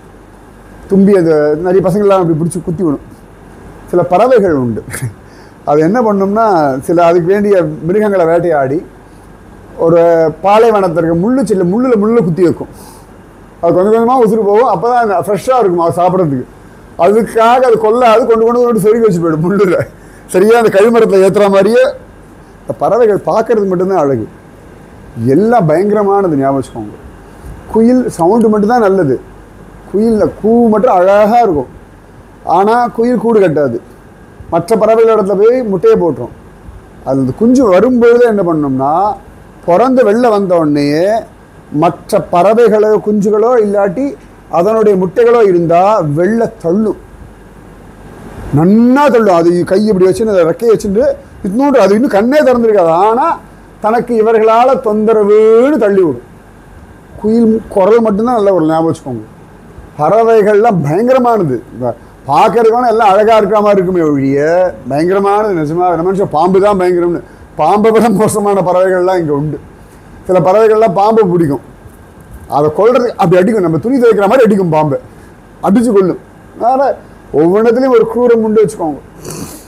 அப்போ இவர் சொன்னார், அந்த கர்மாதான் உமக்கு. ஒரு சொல்வார், எத்தனை வயசு நான் பண்ணேன், நீ குட்டி பிள்ளையா இருக்கும்போது பண்ணு. ஏன்டா எனக்கு விவரம் தெரியாதேடா, விவரம் தெரிஞ்சு பண்ணீர்களோ தெரியாமல் பண்ணீர்களோ, பண்ணது நீங்கள் தான் என்னார். அப்போ ஒரு கோவம் வந்து கொடுத்து, உனக்கு புத்தியே இல்லை, உனக்கு ஒழுங்காக தர்மம் தெரியலை, எது ஹேண்டில் பண்ணணும்னு தெரியலை, நீ என்னதுக்கு யம தர்மராஜனாக இருக்கா, நீ பூமியில் பிறந்து ஒரு வேலைக்காரி மகளாக பிறப்பான்னு சாபம் கொடுத்துட்டார். அப்போ தான் அவர் சொல்கிறார், குழந்தைகள் ஒரு குறிப்பிட்ட வயசு வரைக்கும் பண்ணக்கூடிய பாபங்கள் அப்பா அம்மாவை சேர்ந்தது. அதுக்கு விவரம் தெரிஞ்ச பிறகு பண்ணுற எல்லா பாவங்களும் அதுக்கு உண்டு. அதுக்கு முன்னாடி அது பண்ணுற என்ன பாபமாக இருந்தாலும் நம்ம கணக்கில் தான் வரும். அதுக்கு மேலே அது பண்ணுற பாபம் நம்ம கணக்கில் வராது. ஒரு 10-12 வயசு வரைக்குமான பாபங்கள் எல்லாம் நம்ம லிஸ்ட்டில் மட்டும்தான் வந்து சேரும். இப்போ ஒரு 10-12 வயசில் ஒரு குழந்தை கண்ணாடி உடைச்சான்னு அப்பா அம்மா தான் வந்து சொல்கிறா, நம்ம தானே பைசா கொடுக்கும். அது 25 வயசாக அவனையே பிடிச்சி முதல்ல கண்ணாடியை மாற்றி கொடுத்துட்டு போன்னு சொல்லுவோம். அப்பா அம்மாட்ட போய் கம்ப்ளைண்ட் பண்ணுவோம், உங்கள் பிள்ளை வந்து கண்ணாடி உடைச்சான்னு சொல்ல மாட்டோம். ஏன்னா சம்பாதிக்க ஆரம்பிச்சாச்சு, அப்போ அவன் தான் பண்ணணும், இது போய் அப்பா அம்மா கிட்ட சொல்லணும் அப்படின்னு. அப்போ அதன் பிறகு தான் இந்த அணிமாண்டவியர் காரணம் கொண்டு தான் இந்த குழந்தைகள் பண்ணுற பாபங்கள் அவள் லிஸ்ட்டில் வராது, தாய் தகப்பன் லிஸ்ட்டில் வரும்னு மாறித்து. அந்த அணிமாண்டவியர் சாபத்தினாலே யமதர்மராஜா பூமியில் பிறக்கும்படியான காலம் வந்துடுத்து. அம்பிகா அம்பாலிகா இவர்களுடைய வேலைக்காரி விசித்திரவீரியன் இள வயசுலேயே இறந்து போயிடுறான். நியோகம் அப்படின்னு சொல்லி அந்த நியோக தர்மப்படி சத்யவதி அம்பிகா அம்பாலிகாவுக்கு குழந்தை கொடுக்கணும் அப்படின்னு சொல்லி வேதவியாசரை கேட்குறான். அப்படி பிறந்தவர்கள் தான் திருத்தராஷ்டிரன், பாண்டு. அந்த நியோக தர்மப்படியே ஒரு வேலைக்காரிக்கு பிறந்தவர் தான் விதுரர். சரியா யமதர்மராஜனுடைய அம்சமாக பூமியில் யமதர்மராஜன் ரெண்டாவதார். ஒன்று விதுரர், இன்னொன்று யுதிஷ்டன். 2 பேருமே யமதர்மராஜனுடைய அவதாரமாக தான் பூமியில். அதில் விதுரர் மோஸ்ட் பவர்ஃபுல். சரியா இந்த திருத்தராஷ்டிரன், பாண்டு, விதுரர் இவா 3 பேரில் நல்லா தர்மம் தெரிஞ்சது யார் அப்படின்னா விதுரன் மட்டும்தான். திருதராஷ்டிரன், பாண்டு, விதுரன் 3 பேருமே வேதவியாசருடைய அனுகிரகத்தினாலே பிறந்த குழந்தைகள் தான். அதில் திருதராஷ்டிரன் கண் தெரியாதவன், பாண்டு உடம்பு நிறமானவன். இந்த வேலைக்காரி பெற்ற பிள்ளை அந்த விதுரன் தான் அதிபுத்திசாலி, அதிமேதாவி. பீஷ்மர் இவா 3 பேரையுமே ஜாகிரதையாக ஒரே மாதிரி தான் வளர்க்கிறார்னு மகாபாரதத்தில் காண கிடைக்கிறது. விதுரர் அப்படி ஒரு தியானம், எப்பொழுதுமே பகவத் சிந்தனை. பகவத் சிந்தனை பண்ணால் மற்ற சிந்தனைகள் இருக்காதுன்னு அர்த்தம் இல்லை, அதெல்லாம் இருக்கும். அதை டாமினேட் பண்ணிட்டு பகவத் சிந்தனை இருக்கும். அதுக்கு பெரியவாள்லாம் உதாரணம் சொல்வா. ஒரு கை குழந்தைக்காரி இருக்கா வச்சுக்கோங்களேன், எந்த வேலை பண்ணாலும் அவளுக்கு அந்த கை குழந்தையோட நினைப்பிலேயே தான் இருக்கும். குழந்தைய தூரியில் விட்டுருப்பா, தூங்க ஆரம்பிச்சிருக்கும். பாத்திரம் தேய்ச்சா கூட சத்தம் வராமல் தேய்க்கணும். வெள்ளை யாராவது பெல் அடிச்சிருவாளான்னு பயமாக இருக்கும். அது ஏதோ சினுங்கிறதான்னு இருக்கும். அதுக்கு அடுத்து 12 மணிக்கு அதுக்கு பால் எடுத்து வைக்கணும்னு நினைக்கும். இல்லையா துணியை தூக்கி வெள்ளை ஓரத்தில் போடணும். அது மூத்திரம் பெஞ்சிருக்கான் வந்து செக் பண்ணி பார்ப்பா. அவள் கவனம் முழுக்க அந்த பிள்ளையின் இடத்துலையே தான் இருக்கும். அவ்வளோதான். இந்த மாதிரி மனசு சுவாமி கிட்ட இருந்தால் அதுவே பாக்கியம். கலியுகத்தில் இவ்வளோ தான் நம்மளால் முடியும். அப்படி உக்காந்துண்டு பிராணாயாமம் பண்ணிட்டு சின்முத்திரையை வச்சுட்டு நம்மாழ்வார் மாதிரிலாம் வாய்ப்பே கிடையாது. அதெல்லாம் ஒரே ஒரு நம்மாழ்வார் மட்டும் கலியுகத்தில் பண்ணார், மற்ற யாருக்கும் முடியாது. அவரை ஒன்றும் சாப்பிடாமலேயே உண்ணும் சோறு பருகுனீர் தின்னும் வெற்றிலையும் எல்லாம் கண்ணன். அவர் சாப்பாடு சாப்பிட்டதில்லை, தண்ணி குடித்ததே கிடையாது, வெத்தலை போட்டதே கிடையாது. ஆனால் பாசுரம் மட்டும் உண்ணும் சோறு பருகும் நீர் தின்னும் வெற்றிலையும் எல்லாம் கண்ணன். நம்ம எல்லாம் சாப்பிட்றோம், ஆனால் கண்ணன் ஞாபகம் இல்லை. அவர் எதுவுமே சாப்பிடல, ஆனால் எல்லாம் கண்ணன். இன்னும் அழகு பார்த்துக்கோம். அந்த மாதிரி ஒரு ஸ்மரணை இந்த விதுரருக்கு எப்பொழுதும் மனசில். ஏன்னா விதுரன்லாம் பிறந்ததுக்கு அப்புறமா தான் கிருஷ்ணன் பிறக்கிறான். கிருஷ்ணன் சின்ன பையன் தான். சரியா சொன்னால் விதுரன், திருத்தராஷ்டிரன், பான், யுதிஷ்டிரன் விட சின்னவன் தானே கண்ணன். அர்ஜுனன் மட்டும்தான் சக வயசு. யுதிஷ்டிரன், பீமன் கூட மூத்தவன் தான். நிறைய பேர் மூத்தவா தான். குந்தி எல்லாருமே கண்ணனுக்கு முன்னாடி பிறந்தவர்கள் தான். கண்ணன் பிறந்த உடனேயே கண்ணன் இவர்களுக்கு காட்டி கொடுத்துட்டான் தான் ஸ்வயம் பிரம்மம்னு. இப்போ பூத்தனாவுக்கெல்லாம் காட்டி கொடுக்கல. சகடாசுரன், திருநாவரவாள்லாம் அந்த உசுறு போகும்பொழுது காட்டி கொடுத்தான். இவெல்லாம் முன்னாடியே வந்துட்டா. ஆனால் அவர்களுக்கு கண்ணனை தெய்வமாக புரிந்து கொள்ள முடிஞ்சது. எப்படி சுவாமி ராமானுஜரை பார்த்துட்டு திருக்கோஷ்டியை நம்பி எம்பெருமானாரோ அப்படின்னார் இல்லையா? எல்லார் மேலேயும் இப்படி ஒரு காருண்யம் எம்பெருமானுக்கு தான் உண்டு. அந்த எம்பெருமான் பூலோகத்தில் அரிது. அதனாலே கோவில்களில் அர்ச்சாவதார மூர்த்திகளவை பார்த்துட்டு இருந்தேன். அந்த பிரம்மமே அந்த எம்பெருமானே நீர்தானோ, அதனால எம்பெருமானாரோ அப்படின்னார். ராமானுஜர் பின்னாடி வந்தவா எல்லாரும் அவருடைய திருவடி சம்பந்தத்தினால சத்கதியான். ராமானுஜருக்கு முன்னாடி வந்தவாளுக்கெல்லாம் அவரோட திருமுடி சம்பந்தத்தினாலே சத்கதி அப்படின்னு பெரியவா வியாக்கியானம் பண்ணுவார். பால வந்தார், பெரிய திருமலை நம்பிகள், பெரிய நம்பிகள், திருக்கோஷ்டியூர் நம்பி, திருமாலை ஆண்டான், திருவரங்க பெருமாளரையர், இவா எல்லாம் ராமானுஜருக்கு முன்னாடி. அவெல்லாம் ராமானுஜர் தலையை தொட்டு ஆசீர்வாதம் பண்ணுறார். அப்போ ராமானுஜரோட ஒரு சம்பந்தமாக, அதனாலே சத்கதி. அதே ராமானுஜர் கீழே வரக்கூடியவா இருக்கா இல்லையா? கூரத்தாழ்வான், எம்பார் கோவிந்தர், பராசர பட்டர், நிறைய பேர் உண்டு இல்லையா? பெரிய லிஸ்ட் உண்டு. வடுக நம்பி, முதலி ஆண்டான், எல்லாரும் ராமானுஜருடைய திருவடி சம்பந்தத்தினாலே சத்கதி.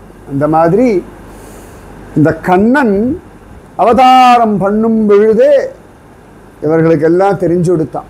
பீஷ்மர், குந்தி, விதுரர் எல்லாருக்கும் தெரியறது. பாண்டு கிளம்பிடுறான், பெருசா அவனுக்கு இது ஐடியா இல்லை. திருதராஷன் அதில் மனசு லயப்படலை. எவ்வளோ விஷயங்கள் நமக்கும் காதில் படும், ஆனால் மனசு லயப்படணும் இல்லை. எவ்வளோ கோவில்கள் இருக்குது, நிறைய மூர்த்திகள், நிறைய உற்சவங்கள், நிறைய சரித்திரங்கள் எல்லாம் இருக்குது. ஆனால் அந்த கோவில் பக்கத்துலேயே அவனோட நாஸ்திகன் இருப்பான். அவனுக்கு ஒன்றும் பெருசாக அதில் லயப்படாது, மனசு லயப்படவே படாது. பக்கத்துலேயே இருப்பான், டெய்லி பார்த்துட்டு இருப்பான். ஆமாம், வேறு வேலை இல்லை, பைத்தியங்கள் பொம்மை வச்சு ஏதோ பண்ணிட்டு இருக்கு அப்படின்னு சொல்லுவான். அது நல்ல திவ்ய தேசத்துலேயே இருந்துட்டு இருப்பான், கோவில் பக்கத்துலேயே இருப்பான், பார்த்தசாரதி கோவில் பக்கத்துலேயே இருப்பான். ஆனால் பெரிய பார்த்தசாரதி மேலே அபிப்பிராயம் இருக்காது. அவ்வளோ உண்டு. ஸ்ரீரங்கத்திலேயே இருப்பான், நாஸ்திகவாதம் பேசின்னு இருப்பான். அது அப்படி தான் இருக்கும்.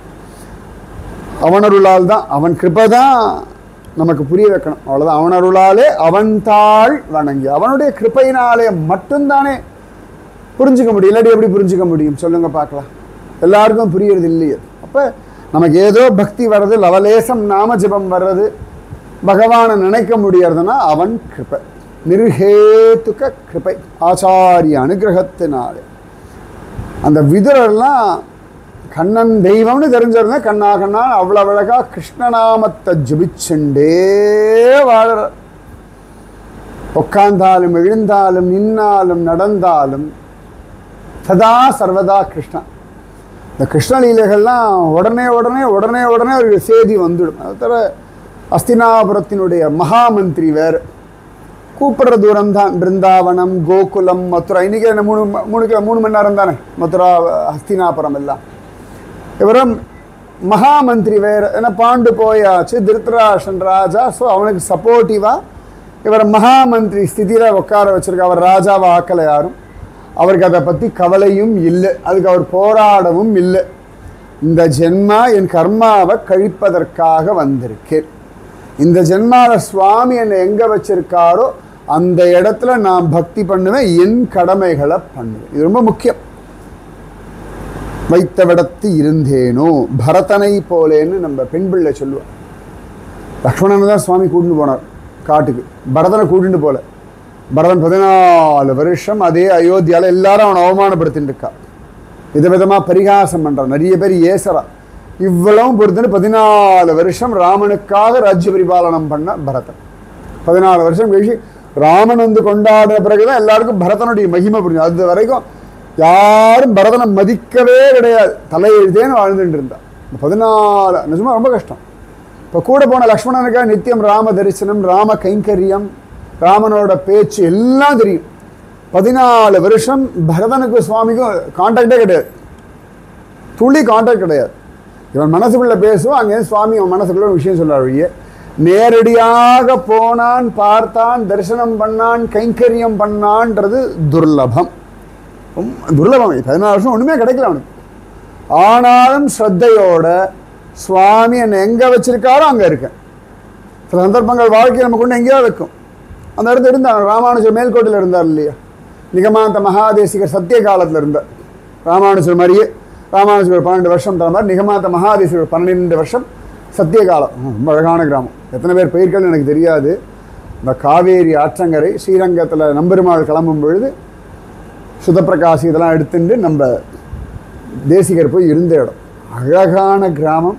இந்த கோட்டை வரதராஜ பெருமாள் சந்நிதி, அங்கே தான் அவரோட கூர்மாசனம், அங்கே தான் நின்ற திருக்கோலத்தில் நிகமாந்த மகா தேசிகர் அத்தனை ஆச்சரியமாக இருப்பார் சுவாமி. அங்கே இப்போயே அப்படி இருந்ததுன்னா ஒரு 750 வருஷத்துக்கு முன்னாடி எப்படி இருந்திருக்குன்னு கற்பனை கூட பண்ணி பார்க்க முடியல. அவ்வளோ அழகான ஒரு ஸ்தலம் சத்தியகால. இப்போ அவள்லாம் ஏற்றுக்கிறாளே. அதுக்கப்புறம் ரொம்ப வருஷங்கள் கழிச்சு தான் நிகமாந்த மகாதேசிக ஸ்ரீரங்கத்துக்கே வர. இதுதான் வாழ்க்கை. ஒவ்வொரு காலகட்டத்தில் எங்கேயோ கொண்டு வாழ்க்கை போய்விடும், எங்கேயோ போய் இருப்போம். ஆனாலும் வாழணும். அது வாழ்க்கையினுடைய யதார்த்தம். இப்போ கொரோனா வந்தது, நம்ம ஆசைப்பட்டா கூப்பிட்டோம், தபஸ் பண்ணி அதை தள்ளினோம். வந்தது, என்ன சொல்கிறாலோ ஃபாலோ பண்ணிவிட்டு ஊசி போட்டுக்கணுமா போட்டுட்டோம், 2 இன்ஜெக்ஷனாக போட்டுட்டோம். அதை தாண்டி வந்துதா போச்சா தெரியாது. ஆனால் உசுரோடு இருக்க இது மட்டும் தான் நமக்கு இன்றைக்கே தெரியும். நம்ம கொரோனா வரலைன்னு கேரண்டியும் இல்லை, வந்துட்டு போச்சான்னு சொல்லவும் முடியாது. சில பேருக்கு மெடிக்கல் ரெக்கார்டு இருக்கும், நிறைய பேர் ரெக்கார்டு இருந்திருக்காது, அவ்வளோதானே ஒழிய நிச்சயமாக. ஆனால் எப்படியோ கடந்து வந்துட்டோமா இல்லையா, இதுதான் வாழ்க்கை, யதார்த்தம். இதான் அப்படியே ஏற்றுக்கொள்ள ஆகணும், ஒரு ஆப்ஷனே கிடையாது. விதுரர் திருத்தராஷ்டிரன் கீழே தான் வாழ்ந்துட்டு இருக்கார். ஆனாலும் தர்மத்தை தைரியமாக பேசுகிற ஒரு மனோபலம் உண்டு. ஏன்னா நமக்கே நிறைய தர்மம் தெரியும். நம்ம மாற்று குழந்தைகிட்ட சொல்ல முடியறதா? சொன்னால் எப்படி எடுத்துப்பாளோ, நம்ம பசங்க தான், நம்ம தான் வளர்த்துருக்கோம், நல்லா தெரியறது இது தர்மம் இல்லைன்னு சொல்கிறதுக்கான வாய் இல்லை, அந்த மனோபலம் இல்லை. ஆனால் விதுரருக்கு அந்த மனோபலம் உண்டு. ஏன்னா யம தர்மராஜனுடைய அவதாரம்ன்றதுனால அந்த தர்மத்தில் ஒரு பிடித்தமும் உண்டு. தர்மம் தான் பெருசு. தர்மோ ரக்ஷதி ரக்ஷிதஹ, தர்மம் தான் பெருசு. அதனால எப்பொழுதுமே அந்த கிருஷ்ண ஸ்மரணம், கிருஷ்ண நாம ஜபம். எந்த வேலை பண்ணாலும் சரி, டெய்லி திருத்தராஷ்டிரன் கிட்ட தான் ரிப்போர்ட் பண்ணணும், டெய்லி திருத்தராஷ்டிரன் கிட்ட கேள்விகள்லாம் பதில் சொல்லணும். திருத்தராஷ்டிரனுக்கும் புத்தியே கிடையாது, அப்படி பாசம் ஒன்று தான் அவனுக்கு பெருசு. வேதவியாசருடைய பிள்ளை தான், ஆனாலும் மனசு முழுக்க தன் பிள்ளைன்ற அபிமானம் ஒன்று தான் ஜாஸ்தி. பல சந்தர்ப்பங்களால் ஏன் வாயை திறக்க முடியலன்னா என்னுடையதுன்ற மமக்காரம். இந்த மமக்காரம் தான் வாயை திறக்க விடாமல் பண்ணுறது. எதுவாக இருந்தாலும் தர்மம் தான் பெருசு அப்படின்னா வாயை திறந்துருவோமா இல்லையா? அந்த மமக்காரம் விதுரருக்கு, அந்த மமக்காரம் கிருஷ்ணன் கிட்ட மட்டும்தான் இருந்தது. என்னுடையது நம்ம உரிமையோடு சொல்ல முடியும்னா கண்ணன் மட்டும்தான் சொல்ல முடியும். ஏன்னா உந்தன்னோடு உறவேல் நமக்கிங்கு ஒழிக்க ஒழியாது ஆண்டாள் சொல்கிறா இல்லையா? சுவாமிக்கும் நமக்கும் மட்டும்தான் நித்திய சம்பந்தம் உண்டு, மற்றது எல்லாம் கர்மத்தினாலே.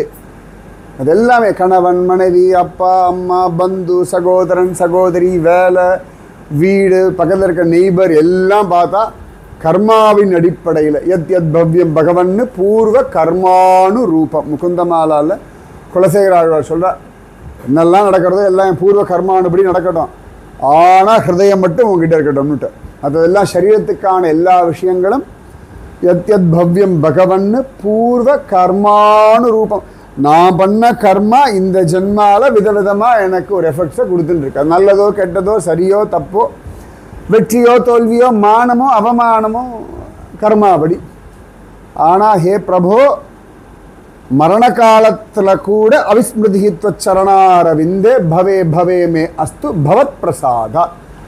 எல்லா ஜென்மாலையும் ஒன்னையே நினச்சிட்டு இருக்கணும். மரண காலத்தில் கூட மரணேபி சிந்தையாமி, மரண காலத்தில் கூட உன் திருவடி தாமரைகளை நான் ஸ்மரிச்சுட்டு இருக்கணும், அதற்கு அனுகிரகம் பண்ணு.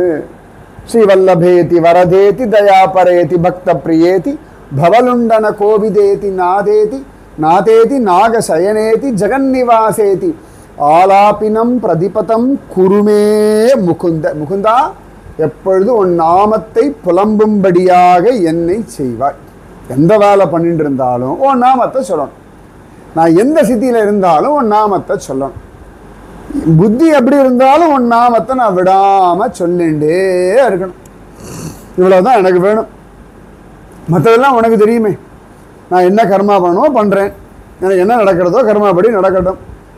மனசு உங்ககிட்ட இருக்கணும், உன் நாமத்தை விடாமல் சொல்லணும். வாயினால் பாடி மனத்தினால் சிந்திக்க, இவ்வளோதான்.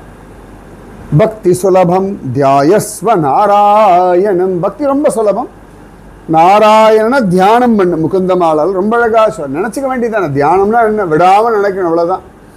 அப்போ இந்த விதுரர் உட்கார்ந்தாலும் எழுந்தாலும் நின்னாலும் நடந்தாலும், திருத்தராஷ்டிரனோட இருந்தாலும் சரி, தன் மனைவியோட ஏகாந்தமாக இருந்தாலும் சரி, எங்கேயாவது ராஜ்ய பரிபாலன விஷயங்கள் பண்ணிட்டு இருந்தாலும் சரி, மனசுக்குள்ள கிருஷ்ணா கிருஷ்ணா கிருஷ்ணா கிருஷ்ணா கிருஷ்ணா கிருஷ்ணா கிருஷ்ணா கிருஷ்ணா கிருஷ்ணா கிருஷ்ணா. நாமத்தை சொல்கிறது ரொம்ப சுலபம். அதுக்கு ஒன்றும் நேர கால நியமங்களில் அவசியம் கிடையாது. நம்ம எந்த இடத்துல இருந்தாலும் சொல்லலாம். மூச்சு காத்து விடுறோம் இல்லையா, அவ்வளோதானே. அந்த மாதிரி நாம ஜபம் எதையோ நினச்சிட்டு யார் யார் சொன்னதையோ திரும்ப திரும்ப ரீவைன் பண்ணுறதை விட சுவாமியினுடைய நாமத்தை ரீவைன் பண்ணி சொல்கிறது ஈஸி. ஏன்னா அதுதான் நமக்கு எனர்ஜி கொடுக்கும். மற்றவர்களுடைய வார்த்தைகள்லாம் நம்மளை அப்படியே ட்ரெயின் பண்ணிவிடும். யாராவது அவமானப்படுத்திட்டா வச்சுக்கோங்களேன், இந்த விஷயத்தை நினைக்க நினைக்க நினைக்க நினைக்க இன்னும் அப்படியே பலகீனமாகறோம் இல்லை. அதே நாமஜபம் சொன்னோன்னா பலம் கூடும். அதுக்காக தான் திரும்ப திரும்ப நாமஜபம் பண்ணுங்கன்னு பெரியவா சொல்கிறோம். ஏன்னா மைண்ட் டைவெர்ட் பண்ணிகிட்டே இருக்கணும். நாம் ஆப்ஷனே கிடையாது. மனசு தானாலாம் ஒன்றும் மாறாது. நாம தான் மனசை திருப்பி திருப்பி திருப்பி திருப்பி திருப்பி சுவாமி கிட்ட கொண்டு போய் விடணும். உலகத்துடைய விஷயங்கள், சம்சார சாகரம், கோரம், அனந்த கிளேஷ பாஜனம், எல்லை இல்லாத பலவிதமான சவால்களுக்கு இருப்பிடமானது இது சம்சாரம். இப்படி தான் இருக்கும். இது நடுவில் தான் வாழணும். இது எல்லாம் முடிஞ்சு எல்லாம் கிளியர் ஆகி கம்ப்ளீட்டாக செட்டில் அதெல்லாம் ஆகாது.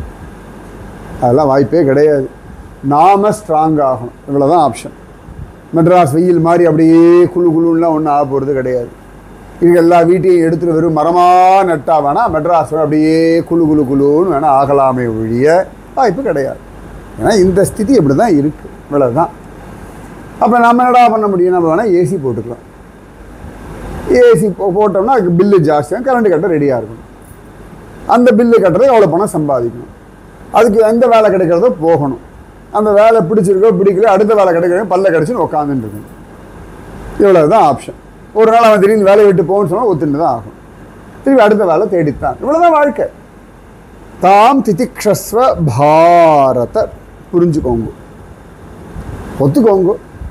இதான் வாழ்க்கை. இதில் நான் கண்ணனை நினைத்து கொண்டு வாழ்வேன், அவ்வளோதான். மர்க்கட்ட நியாயம், மார்ஜார நியாயம், பூனைக்குட்டி நியாயம். சின்ன குட்டி பூனை வந்து அம்மா கிட்ட வந்து இன்ஸ்ட்ரக்ஷன்லாம் கொடுக்க முடியாது. ஏன்னா இங்கே வை, I don't want to stay here, don't keep me here, இப்படிலாம் கேஸ் பதிலே பேச முடியாது. தலை மேலே 4 போட்டு கடைங்க அப்படின்னு சொல்லிட்டு போய்டும் அம்மா. திரும்பி கொஞ்ச நேரம் கழிச்சிட்டு வந்து இந்த இடத்துல நல்லா செட்டில் ஆகிருக்கும் அந்த பூனைக்குட்டி. வாவ், மோஸ்ட் கம்ஃபர்டபுள் பிளேஸ், சுகமாக இருக்குன்னா தாய் பூனை வந்து கவ்விண்டு கொண்டு போய் சம்மந்தமே இடத்துல இருக்கும். இந்த பூனைக்குட்டி கோபமாக வரும். இந்த இடம் முதல்ல பிடிக்கல, இப்போ எல்லாம் பிடிச்சு அழகாக செட்டில் ஆகி எனக்கு ஏற்ற மாதிரி ஒரு கம்ஃபர்ட் ஜோன் நான் உருவாக்கிட்டேன்னா தாய் பூனை அங்கேருந்து கொண்டு போய் கம்ஃபர்ட்லெஸ் இல்லாத ஒரு இடத்த கொண்டு போய் வைக்கும். கடுப்பாக இருக்கும், ஆப்ஷனே கிடையாது. திருப்பி அங்கெல்லாம் கம்ஃபர்ட் ஆகும், திருப்பி கிளப்பி விட்டுரும். இதுதான் வாழ்க்கை. நம்ம ஸ்கூலெல்லாம் புரிஞ்சுட்டு எல்லாம் செட்டில் ஆகாமல் ஸ்கூல் விட்டு வெளில வந்துடும், அவ்வளோதான். திரும்பி ஸ்கூல் பக்கம் வேணா சொல்லிக்கலாமே ஒழிய அது ஸ்கூல் போகும்போதெல்லாம் பிடிக்காது. இந்த வருஷத்தோட ஸ்கூல் முடியும், அப்பாடா இன்னைக்கு ஸ்கூல் முடிஞ்சு தொலைஞ்சிது, இன்னைக்கு ஸ்கூல் பக்கம் வர வேண்டாம் நினைப்போம். ஒரு 6 மாதம் கழிச்சு சார் ஸ்கூலே நல்லா இருந்தது அப்படின்னு ஒரு ஆசை வரும், அவ்வளோதான். அங்கே கம்ஃபர்ட் ஆன பிறகு நம்ம கிளம்பிடுவோம். அப்புறம் காலேஜ் வாவ் அப்படின்னும் கிளம்பு, அவ்வளோதான். ஒரு வேலையில் போய் செட்டில் எல்லாம் கிளம்பு, அவ்வளோதான். வாழ்க்கை அப்படி தான். இதுதான் வாழ்க்கை. சரி, பூமிக்கு எல்லா விஷயம் புரிஞ்சாச்சு, அதை கிளம்பியாச்சு, உனக்கு எல்லாம் புரிஞ்சாச்சு, இனிமேல் இருக்க வேலை கிடையாது, கிளம்பு, அவ்வளோதான். எல்லாம் புரிஞ்சாச்சு, இனி நான் ஃபஸ்ட் கிளாஸாக வாழறேன். இதை வாழும்பொழுதே அனுபவிச்சுக்கணும், வாழும்பொழுதே புரிஞ்சுக்கணும். புரிஞ்சாச்சுன்னா கிளம்பிடணும். அதுக்கு மேலே எங்கள் புரிகிற வரைக்கும் தான் எங்கள் வேலை. புரிஞ்சாச்சுன்னா கிளம்பினா எனக்கு புரிஞ்சாச்சு, கிவ் மீ அனதர் சான்ஸ், நான் மறுபடியும் ஆரம்பிக்கிறேன். புதுசாக வேணா வா, புனரப்பி ஜனனம் புனரப்பி மரணம்னு வேணா வா. புனரப்பி ஜனனி ஜட்டரே சயனம், ஸ்டார்ட் ஃப்ரம் த ஸ்க்ராட்ச். இங்கே இருந்து தான் கிடையாது. இதே உலகத்தினுடைய யதார்த்தம். இதில் வாழணும், இதில் ரசிக்கணும், இதில் பக்தி பண்ணணும். விதுரர் அவர் பாட்டுக்கு இருந்தார். திருதராஷ்டிரனுக்கு புத்தியே கிடையாது. துரியோதனன் மேல அத்தனை ஒரு பிரீத்தி. இத்தனைக்கும் பீஷ்மர் வேற சொல்லிட்டார், இந்த பாண்டவர்கள்லாம் பிறந்து வாழ்ந்து வளர்ந்த இடமெல்லாம் பார்த்தா பாண்டுகேஸ்வர்னு ஒரு இடம், பத்ரிகாசிரமம் போகிற வழியில் இருக்கக்கூடிய பாண்டுகேஸ்வர் யோக பத்ரி. அங்கே தான் பத்ரிநாதன் 6 மாதம் வந்து இருப்பான். தீபாவளியிலேருந்து அக்ஷய திருதியை வரைக்கும் பகவான் பத்ரிநாதன் ஜோஷிமட் வரமாட்டான், பாண்டுகேஸ்வரில் தான் இருப்பான். ஜோஷிமட்டுக்கு வர்றது இல்லை இல்லை இல்லை. ஏன்னா எல்லார் மைண்ட்லையும் உட்காந்தாச்சு சவுத் இந்தியாவில் போகிறவார்கள் ஜோஷிமட் தான் வரார், ஜோஷிமட் தான் வராருன்னு. அது உண்மையாக போய்யா நீங்கள் பார்க்கணும்னா தீபாவளிக்கு அப்புறம் ஒரு தடவை ஜோஷிமட் போய் பாருங்க, அங்கே சுவாமி இருக்க மாட்டார், நரசிம்மர் இருப்பார், அவ்வளோதான விடிய.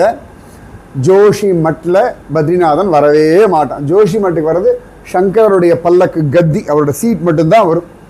பாண்டுகேஸ்வரில் மட்டும்தான் பத்ரிநாதன் வருவான், திரும்பி அங்கிருந்தே கிளம்பிவிடுவான், தாண்டிலாம் அந்த பக்கம் வரவே மாட்டான் சுவாமி.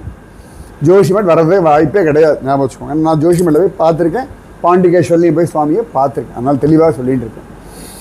அப்போ அத்தனை அழகாக அங்கே தான் இருந்தா. பாண்டுகேஸ்வர் தான் குந்தியும் பாண்டவர்களும், பாண்டவர்கள் பிறந்த இடமும் அதுதான், பாண்டவர்கள் வாழ்ந்த இடமும் அதுதான். திரும்பி போகும்போது அந்த ஊரை தாண்டி தான் போகிறான், பத்ரிகாசிரமம் தாண்டி தான் அப்படி போயின்னு இருக்காவா.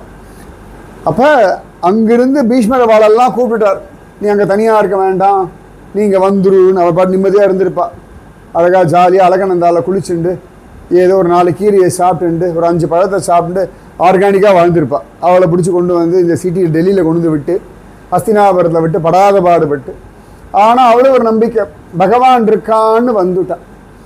அப்போ துரியோதனனுடைய சேட்டைகள்லாம் ஜாஸ்தி ஆகும் பொழுது விதுரன் மட்டும்தான் சொல்கிறார், உனக்கு 100 பிள்ளைகள் இருக்கா, இந்த ஒரு பிள்ளையை விட்டுடு, நீ மீதி 99 பிள்ளைகள் விசிறு பழைப்பா, இந்த ஒத்த பிள்ளை உன்னை படுத்தி எடுத்துருவான், இவன் தர்மத்துக்கு விரோதமானவன், நான் சொல்கிறத கேளுன்னே இன்ஸ்ட்ரக்ஷன் கொடுக்குறேன். அவ்வளோ தைரியம் வேணும். சொந்த அண்ணா கிட்ட சொல்கிறது எத்தனை பேர் தைரியம் இருக்கு சொல்லுங்கள். நாம் சொன்ன பொல்லாப்பு நாம் எதுக்கு சொல்லணும், அவளுக்காக தெரியணும், அவளுக்கு தெரிஞ்சால் இப்படி தான் நம்ம வசனம் பேசிகிட்டு இருக்கோம். நமக்கு நல்லா தெரியும், ஆனாலும் அண்ணன் தம்பி அக்கா தங்கன்னா பேசவே முடியாது. நான் தைரியமாக பேசின ஒருத்தர் விதுரர். என்னடா அவ்வளோ தைரியம்னா, நாம ஜபம், என் கூட எனக்கு கிருஷ்ணன் இருக்கான், எனக்கு என்ன, கிருஷ்ணனுக்கு தெரியுமே, நான் உள்ளேதானே சொல்ல, நான் ஒன்றும் பொய் சொல்லலையே, நான் ஒன்றும் ஏமாத்தலையே, நான் ஒன்றும் இல்லாதும் பொல்லாதும் சொல்லலையே, நான் ஒன்றும் பொறாமையில் சொல்லலையே, தைரியமாக சொல்ல. திருதராஷ்டிரன் கேட்குறான், இப்படி சொல்கிறியாடான்னு. நான் உள்ளதை சொல்கிறேன்ப்பா, கேட்குறதும் தீர்மானிக்கிறதும் ஓம்பாடு. இது ரொம்ப அழகான விதுரனுடைய ஒரு அழகான ஒரு விஷயம். நல்லது என்னவோ நான் சொல்லுவேன், கேட்குறதும் கேட்காதும் ஃபாலோ பண்ணுறதும் பண்ணுறதும் பண்ணாதும் உன் இஷ்டம். ஒரு வயசு ஆயாச்சா பசங்கிட்ட சொல்லணும், கேட்டால் சந்தோஷம், கேட்கலையா சந்தோஷம். நீ டென்ஷன் ஆனால் ஒன்றும் பிரயோஜனம் இல்லை. நம்ம வார்த்தைக்கு விலை இருந்தால் முதல்ல நம்மகிட்டே கேட்டிருப்பா, நம்ம வார்த்தைக்கு விலை இல்லைன்னா நம்ம டிஸ்கஸே பண்ணலை, நமக்கெல்லாம் இன்ஃபர்மேஷனாக தான் வருது. இங்கே பர்மிஷனும் கிடையாது, டிஸ்கஷனும் கிடையாது, ஆப்ஷனும் கிடையாது, நமக்கு எல்லாம் தகவல். எல்லாம் முடிச்சுட்டு கடைசியில் தகவல் சொல்லுவா. தகவலாக சொன்னால் தகவலாக கேட்டுக்கோங்க, அவ்வளோதான். இல்லை அதில் ஏதாவது குற்றமாக தோணா, இது தப்பாக இருக்குப்பா, எனக்கு ஒப்புத்துக்கலை, பார்த்துக்கோ, அவ்வளோதான். அவள் ஃபாலோ பண்ணுறா இல்லையான்றதெல்லாம் நம்மக்கிட்ட கிடையாது, அதுக்கு வாய்ப்பே கிடையாது. நாம் தான் பைசா கட்டி கேபிள் டிவி இந்த சேனல்லாம் போட்டுக்கிறோம். அவன் போடுற டைம் தான் நீங்கள் டிவி பார்க்க முடியும். எனக்கு இப்போ தான் ஃப்ரீயாக இருக்குது, இந்த டைமில் எனக்கு இந்த நாடகத்தை போடு, இந்த படத்தை போடுன்னு சொல்ல முடியுமா? 2 மணி நேரம் படத்துக்கு அவ்வளோ அட்வர்டைஸ்மெண்ட் போட்டு 4 மணி நேரம் போடுவான். நீங்கள் கேள்வி கேட்க முடியுமா? ஒன்றும் பேச முடியாது. அவ்வளோதான். நம்ம பைசா கொடுத்து தான் வாங்குகிறோம், நம்ம வீட்டில் தான் டிவி, நம்ம தான். ஆனால் அவன் சொல்கிற நேரத்தில் அவன் போடுற கன்றாவிய விஷயங்கள் எல்லாத்தையும் பார்த்தா தான் நம்ம அதை பார்க்க முடியும், அவ்வளோதான். அப்போ வாய்ஸ் அப்படின்றது நம்ம யார்கிட்ட தெரியுமா இருக்குது? சுவாமிகிட்ட மட்டும்தான் இருக்குது. ஏன் தான் அப்படி கிருஷ்ணா படுத்துறியோ, உனக்கு கண் இருக்கா இல்லையா, நான் சொல்கிறது காதில் விழறதா இல்லையான்னு இவ்வளோ உரிமையோட சுவாமிகிட்ட மட்டும்தான் பேச முடியும். விதுரர் அவ்வளோ அழகா எல்லாம் சொல்லிட்டு, திருத்தராஷ்டிரா நான் சொல்கிறத சொல்லியாச்சு, இனி ஓம்பாடு ரொம்ப கிளியராக இருந்தார். ஏன்னா அவரை பொறுத்த வரைக்கும் எனக்கும் சுவாமிக்கும் நித்தியமான பந்தம் உண்டு. Swami will accept, Swami will understand. மனுஷா அப்படி தான் இருப்பாள், அவ்வளோதான். மனுஷா அவ்வளோதான். நீங்கள் மனுஷா இப்படிலாம் இருக்கணும்னு எதிர்பார்த்தோம்னா கடைசி வரைக்கும் டென்ஷன் தான் வாழ்க்கையில். ஞாபகம் வச்சுக்கோங்க. இவா இப்படி இருக்கணும், இவா அப்படி புரிஞ்சுக்கணும், இவா அப்படி பேசணும், இவா அப்படி நடந்து கூட வாய்ப்பே கிடையாது. புரிஞ்சுட்டாலுமே கூட முதல்ல புரிஞ்சுதான் நடந்துக்க போகிறோம் ஒழுங்கா. அப்போ புரிஞ்சுக்கலான்னு அர்த்தம். நம்ம புரிய வைக்கிறோம், புரிஞ்சுக்க ஆசையே படலைன்னா அப்புறம் என்ன பண்ண முடியும்? புரிஞ்சுக்கிறது அவள் கொஞ்சம் முயற்சி பண்ணாலாவது புரிய வைக்கலாம். புரிஞ்சுக்கவே இல்லைன்னா என்ன பண்ண முடியும்? அதில் விதுரர் ரொம்ப தெளிவாக இருக்கார். இது என் தர்மம், நான் சொல்கிறேன், என் தர்மம் நான் சொல்லித்தான் ஆகணும், நான் சொல்லியே தீருவேன். கேட்கறதும் கேட்காதும் ஃபாலோ பண்ணுறதும் திருதராஷ்டிரா உன்னிஷ்டம். திரௌபதி விஷயத்தையும் அப்படிதான் சொல்றார். விகர்ணன் விதுரன் 2 பேர் மட்டும்தான் பேசுறா. நீ பண்றது தப்பு, இது நியாயம் இல்லைன்னு குரலை ரைஸ் பண்றது விதுரர் மட்டும்தான்.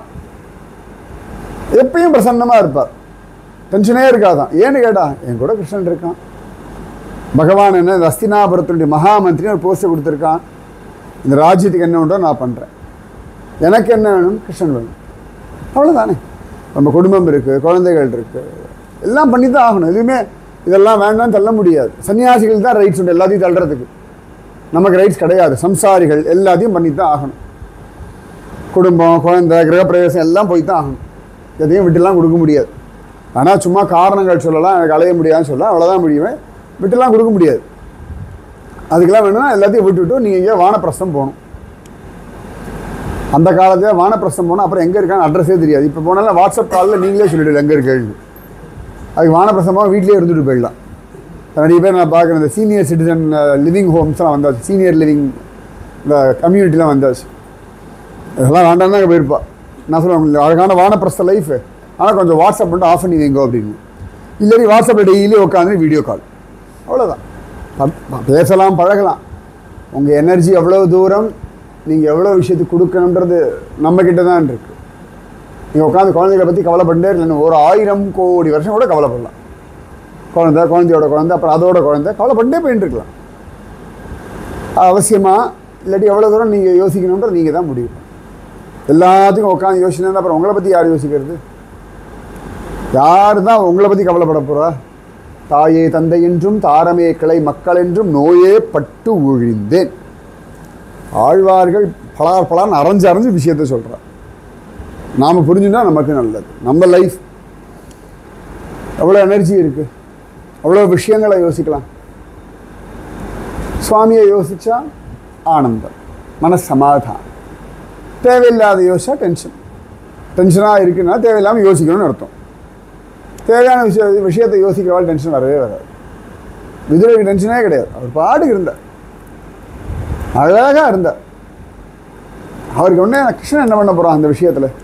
அர்ஜுனன் ரொம்ப ஃப்ரெண்டு, பிடிச்சவன். இந்த அக்ரூரெல்லாம் தூது வரும்போதெல்லாம் விதுரர்கிட்டலாம் பேசுகிறார். பகவான் துவாரகையிலேருந்து அழகாக தூதெல்லாம் அனுப்புகிறான். அப்பெல்லாம் விதுரருக்கு எல்லா விஷயங்களும் அப் டு டேட் தெரியும். அத்தனை ஜோர். துரியோதனன் அரக்க மாளிகை கட்டுறது வரைக்கும் அவருக்கு தெரியும். துரியோதனை தடுக்கலாம் இல்லை, அவன் வேறு மாதிரி ட்ரிக் பண்ணுவான்னு சொல்லிட்டு யுதிஷ்டருக்கு சொல்கிறார். அது விதுரர் ரொம்ப புத்திசாலி. நேரடியாக விஷயத்த சொல்லாமல் இது வேறு இந்த காட்டு தீயெல்லாம் பிடிச்சாச்சுன்னா மேலே இருக்க மிருகங்கள் தான் மாட்டும், இந்த வழக்குள்ளே இருக்க மிருகங்கள்லாம் மாட்டாது. கிளம்புறாவா அவளுக்கு ஒன்றுமே புரியல. பைத்தியக்கார கிளம்பும்போது நீ இப்படி ஒரு பைத்தியக்காரத்தமாக சொல்கிறாரு. சொன்னால் ஏதோ காரணம் இருக்குன்னு மட்டும் புரிஞ்சுட்டேன். அப்போ ஏதோ ரகசியம் இங்கே இருக்குது. இந்த வாரணாவதத்தில் இங்கேருந்து எங்கேயாவது போகணும். இன்றைக்கும் உத்தரகாசின்னு ஒரு இடம் உண்டு, கங்கோத்ரி போகிற வழியில். அங்கே தான் அந்த வாரணாவத மலையெல்லாம் இன்றைக்கும் இருக்குது. அங்கே தான் அரக்கு மாளிகை இருந்ததுன்னும் இருக்குது. அந்த இடத்துல ஒரு இடத்துல குகையே இன்றைக்கும் இருக்குது. அந்த குகை வழியாக தான் பாண்டவர்கள் ஜோரா அந்த பாகீரதி நதிக்கரையில் வெளியில் வந்தார்கள் இன்றைக்கும் இருக்குது. அந்த லக்ஷகிரகம்னு சொல்லுவா. அங்கே அழகாக அந்த லக்ஷேஸ்வர் மகாதேவர் சிவன் கோவில் அங்கே இருக்குது இன்றைக்கும். உத்தரகாசியிலே பக்கத்தில் இருக்குது. இந்த உத்தரகாசி அந்த ரோட்லேயே தான் அந்த குகை, அந்த கோவில், அந்த ஆண்டுலேயே இருக்குது. அது உத்தரகாசி. அந்த தேவியோட இது இருக்கு இல்லையா, திரிசூலம் இருக்கு இல்லையா, அங்கிருந்து ஒரு 300 மீட்டர் தள்ளி வந்தேன்னா ஒரு கோவில். அந்த கோவில் யாரும் போக மாட்டான். அந்த கோவில் தான் லக்ஷேஸ்வர் மகாதேவர் கோவில். அதுக்கு பக்கத்தில் தான் அந்த குகை. சரியா பாகீரதி நதியோட அந்த கரையில் போய் பார்த்தோம்னா அந்த குகையோட வாசல் தெரியும். அது உள்ளே போக முடியாது இப்போ, ஆனால் இன்றைக்கும் இருக்குது உத்தரகாசியில். ஆமாம், திரிசூலம் தேவியோட ஸ்வரூபமாக அங்கே தான் இருக்கும். அம்பாலோட ஸ்வரூபமாக அங்கே அழகாக இருக்குது.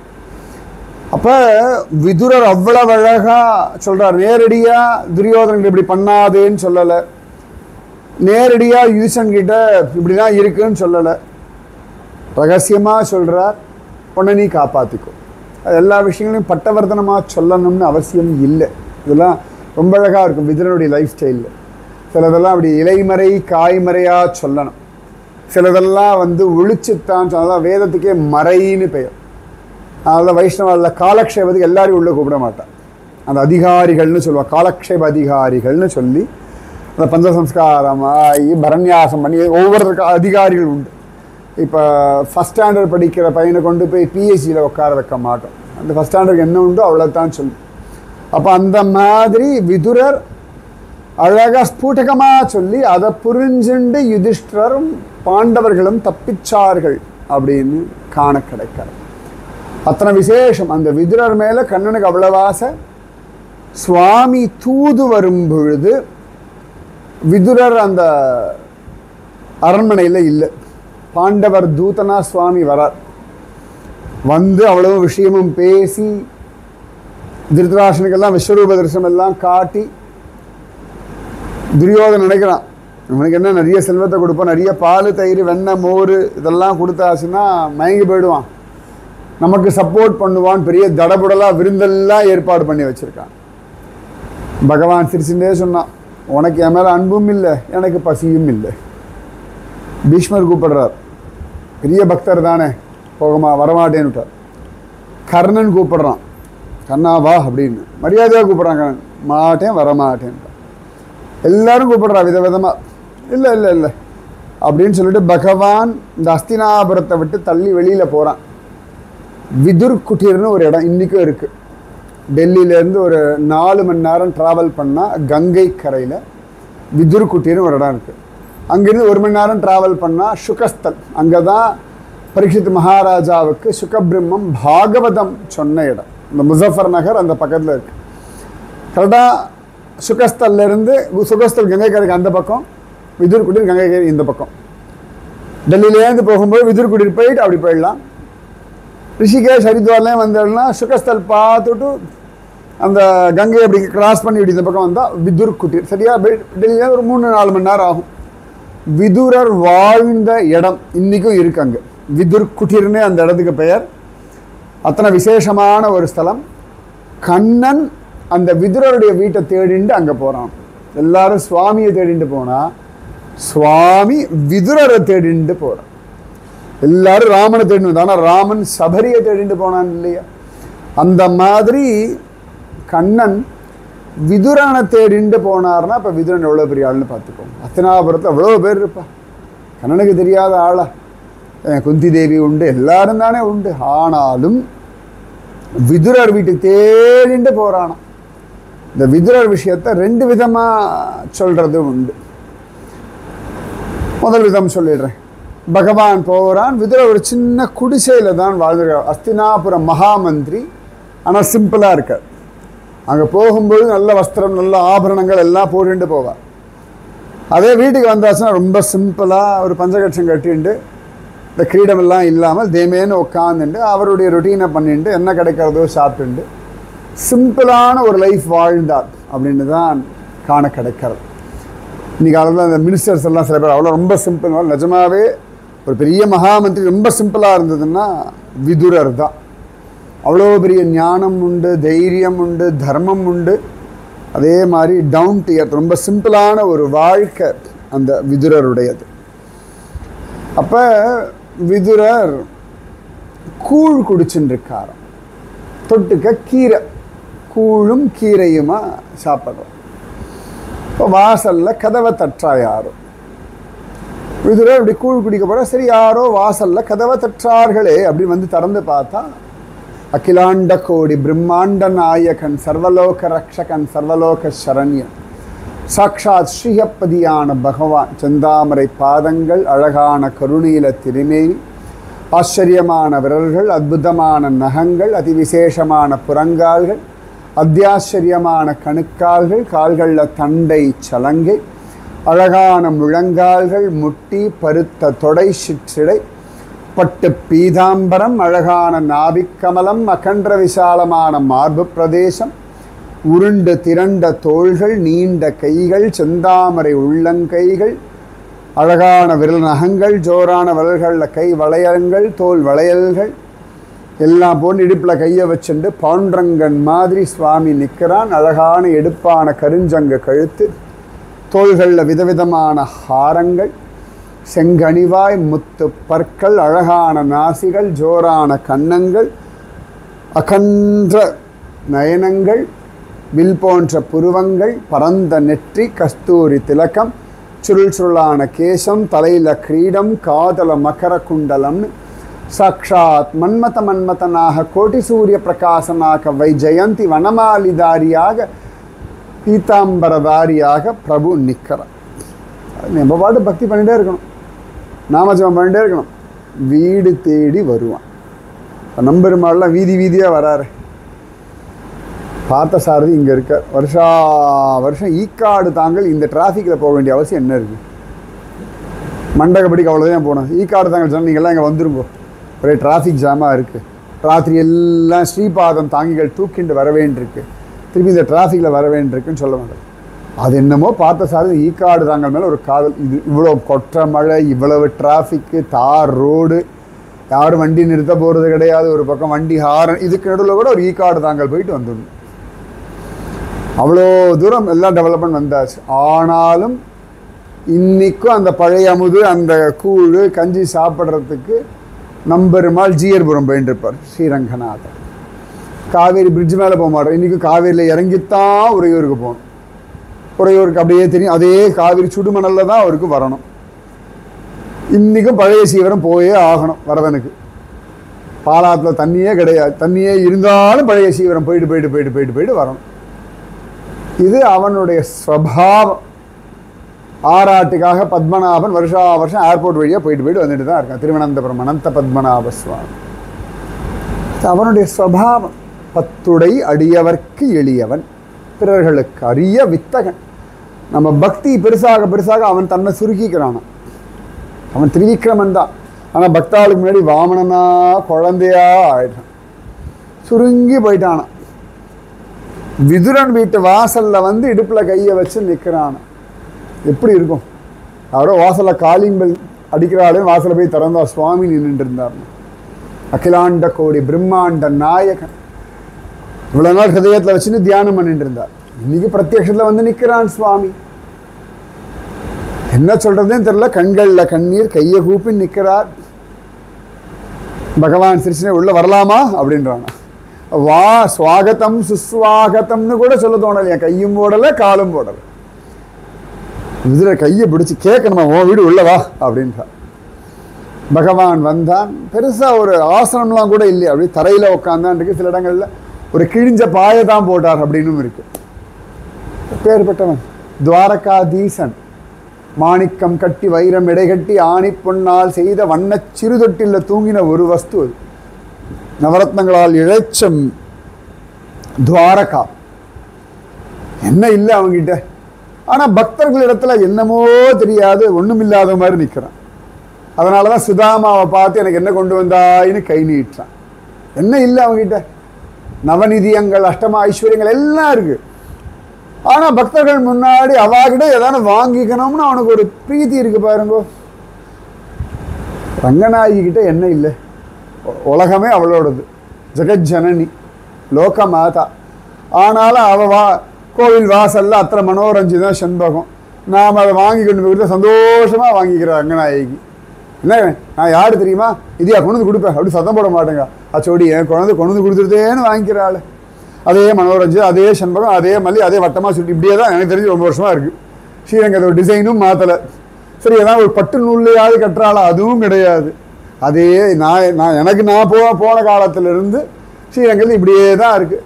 அட்லீஸ்ட் ரங்கநாயகி ரேஞ்சு ஒரு தங்க நூல்லையாவது கட்டப்படாதா, ஒரு வெள்ளி நூலில் கட்டப்படாதா, அட்லீஸ்ட் ஒரு பட்டு நூல்லையாவது தொடுக்கப்படாதா, ஒன்றும் கிடையாது. அதே நூல், அதே வாழை நாறு தான், அதே வாழையில வச்சு தான் கொடுக்குறேன் இன்னி வரைக்கும். ஆனாலும் தாயார் அவ்வளோ ஆனந்தமாக வாங்கிக்கிறான்னா அந்த பக்திக்கு வசப்படுறான். விதுரன் அழகாக வந்தான்னு உட்காந்துட்டான். இவ்வளவு தூரம் அப்படி பொறுமையாக பகவான் சொன்னான், விதுரா ரொம்ப பசிக்கிறது ஏதானும் கூடன்றான். அங்கே சப்பன் போல் பண்ணி வச்சிருக்கான். 56 ஐட்டம் நிவேதனம் பண்ணி ரெடி வச்சிருக்கான். துரியோதனன்ல 56 மேலே 108 போயாச்சு. அது பொஃபே மாதிரி எதை சாப்பிட்டு எங்கே ஆரம்பித்து எங்கே முடிக்கிறதுன்னு அவ்வளோ பண்ணி வச்சுருக்கான். அதெல்லாம் விட்டுவிட்டோ விதுரன் வீட்டுக்கு வந்து பசிக்கிறதுன்னு கையை நீட்டான. நிலம் மாவலிதா மூவடி அப்படின்ற மாதிரி அழகா மகாபலியின் இடத்துல போய் கை நீட்டின பிரபு இங்க வந்து கை நீட்டுறான். ரொம்ப பசிக்க. சரி, மகாபலி கிட்ட குட்டி பைய ஒரு 5 வயசு குழந்தை எனக்கு தபஸ் பண்றது ஒரு 3 அடி நிலம் வேணும்னு கேட்டா மன்னிச்சு விட்டுறலாம். இது கிருஷ்ண தாத்தா. குருக்ஷேத்திர யுத்தத்துக்கு முன்னாடி கிருஷ்ணன் 100 வயசு ஆயாச்சு.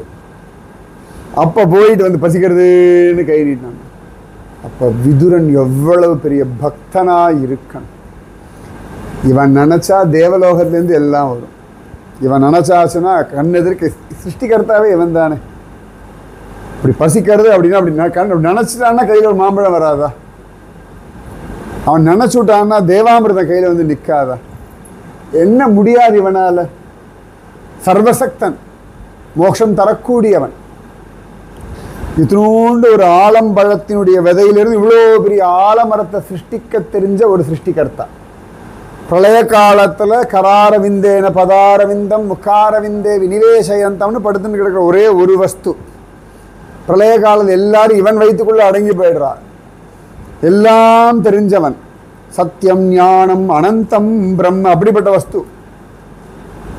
இவனுக்கு பசியே கிடையாது. சரியா சொல்லணும்னா பசின்னு ஒன்று வந்தால் தானே விழுவும். பசியே கிடையாது இவனுக்கு. ஆனாலும் பக்தாளுடைய பக்திக்காக ஒரு பசி. அந்த பசியில கை நீட்டானா. விதுரன் கண்கள்ல கண்ணீரே கிருஷ்ணா, வெறும் ஒரு கூழ் வச்சிருக்கேன், ஒரு கஞ்சி. பகவான் சொல்ற ரொம்ப நல்லா இருக்குமே, டேஸ்டியா இருக்குமே, ஆஹா ஜோர் ஜோர் அப்படின்றான். விதுரர் சொல்றார் தொட்டுக்கிறதுக்கு வீட்டில் கொல்லை பக்கத்துலேருந்து பெரிச்ச கீரை. பகவான் சொல்ற ரொம்ப ஆர்கானிக், ஃப்ரெஷ்ஷாக இருக்குமே. நீ தானே எல்லாம் நான் சொல்லுவேன் என் மனைவி கிட்ட, என்னடி அனியா என் சீதா பழம்லாம் நான் வீட்டிலேருந்து பிரித்து சாப்பிட்ருக்கேன், கொய்யா பழமெல்லாம் பிரித்து சாப்பிட்ருக்கோம், இதெல்லாம் விலைக்கு வாங்க, பப்பாளி பழம்லாம் விலை கொடுத்து வாங்கினா வயிற்றுச்சலாக இருக்குது அப்படின்னு சொன்னால் சிரிச்சுன்னே சொன்னேன். ஏன்ப்பா தண்ணியே விலை கொடுத்து வாங்குறோம், நீங்கள் என்ன பழத்துக்கு போயிட்டு அப்படின்னா. தண்ணி எல்லாம் தாகம் எடுத்தால் கொஞ்சம் தண்ணி கொடுங்கன்னு யார் வீட்டில் இப்போ வாசல் நின்று தண்ணி கேட்டு குடிப்போம், அவ்வளோதான் வழக்கம்.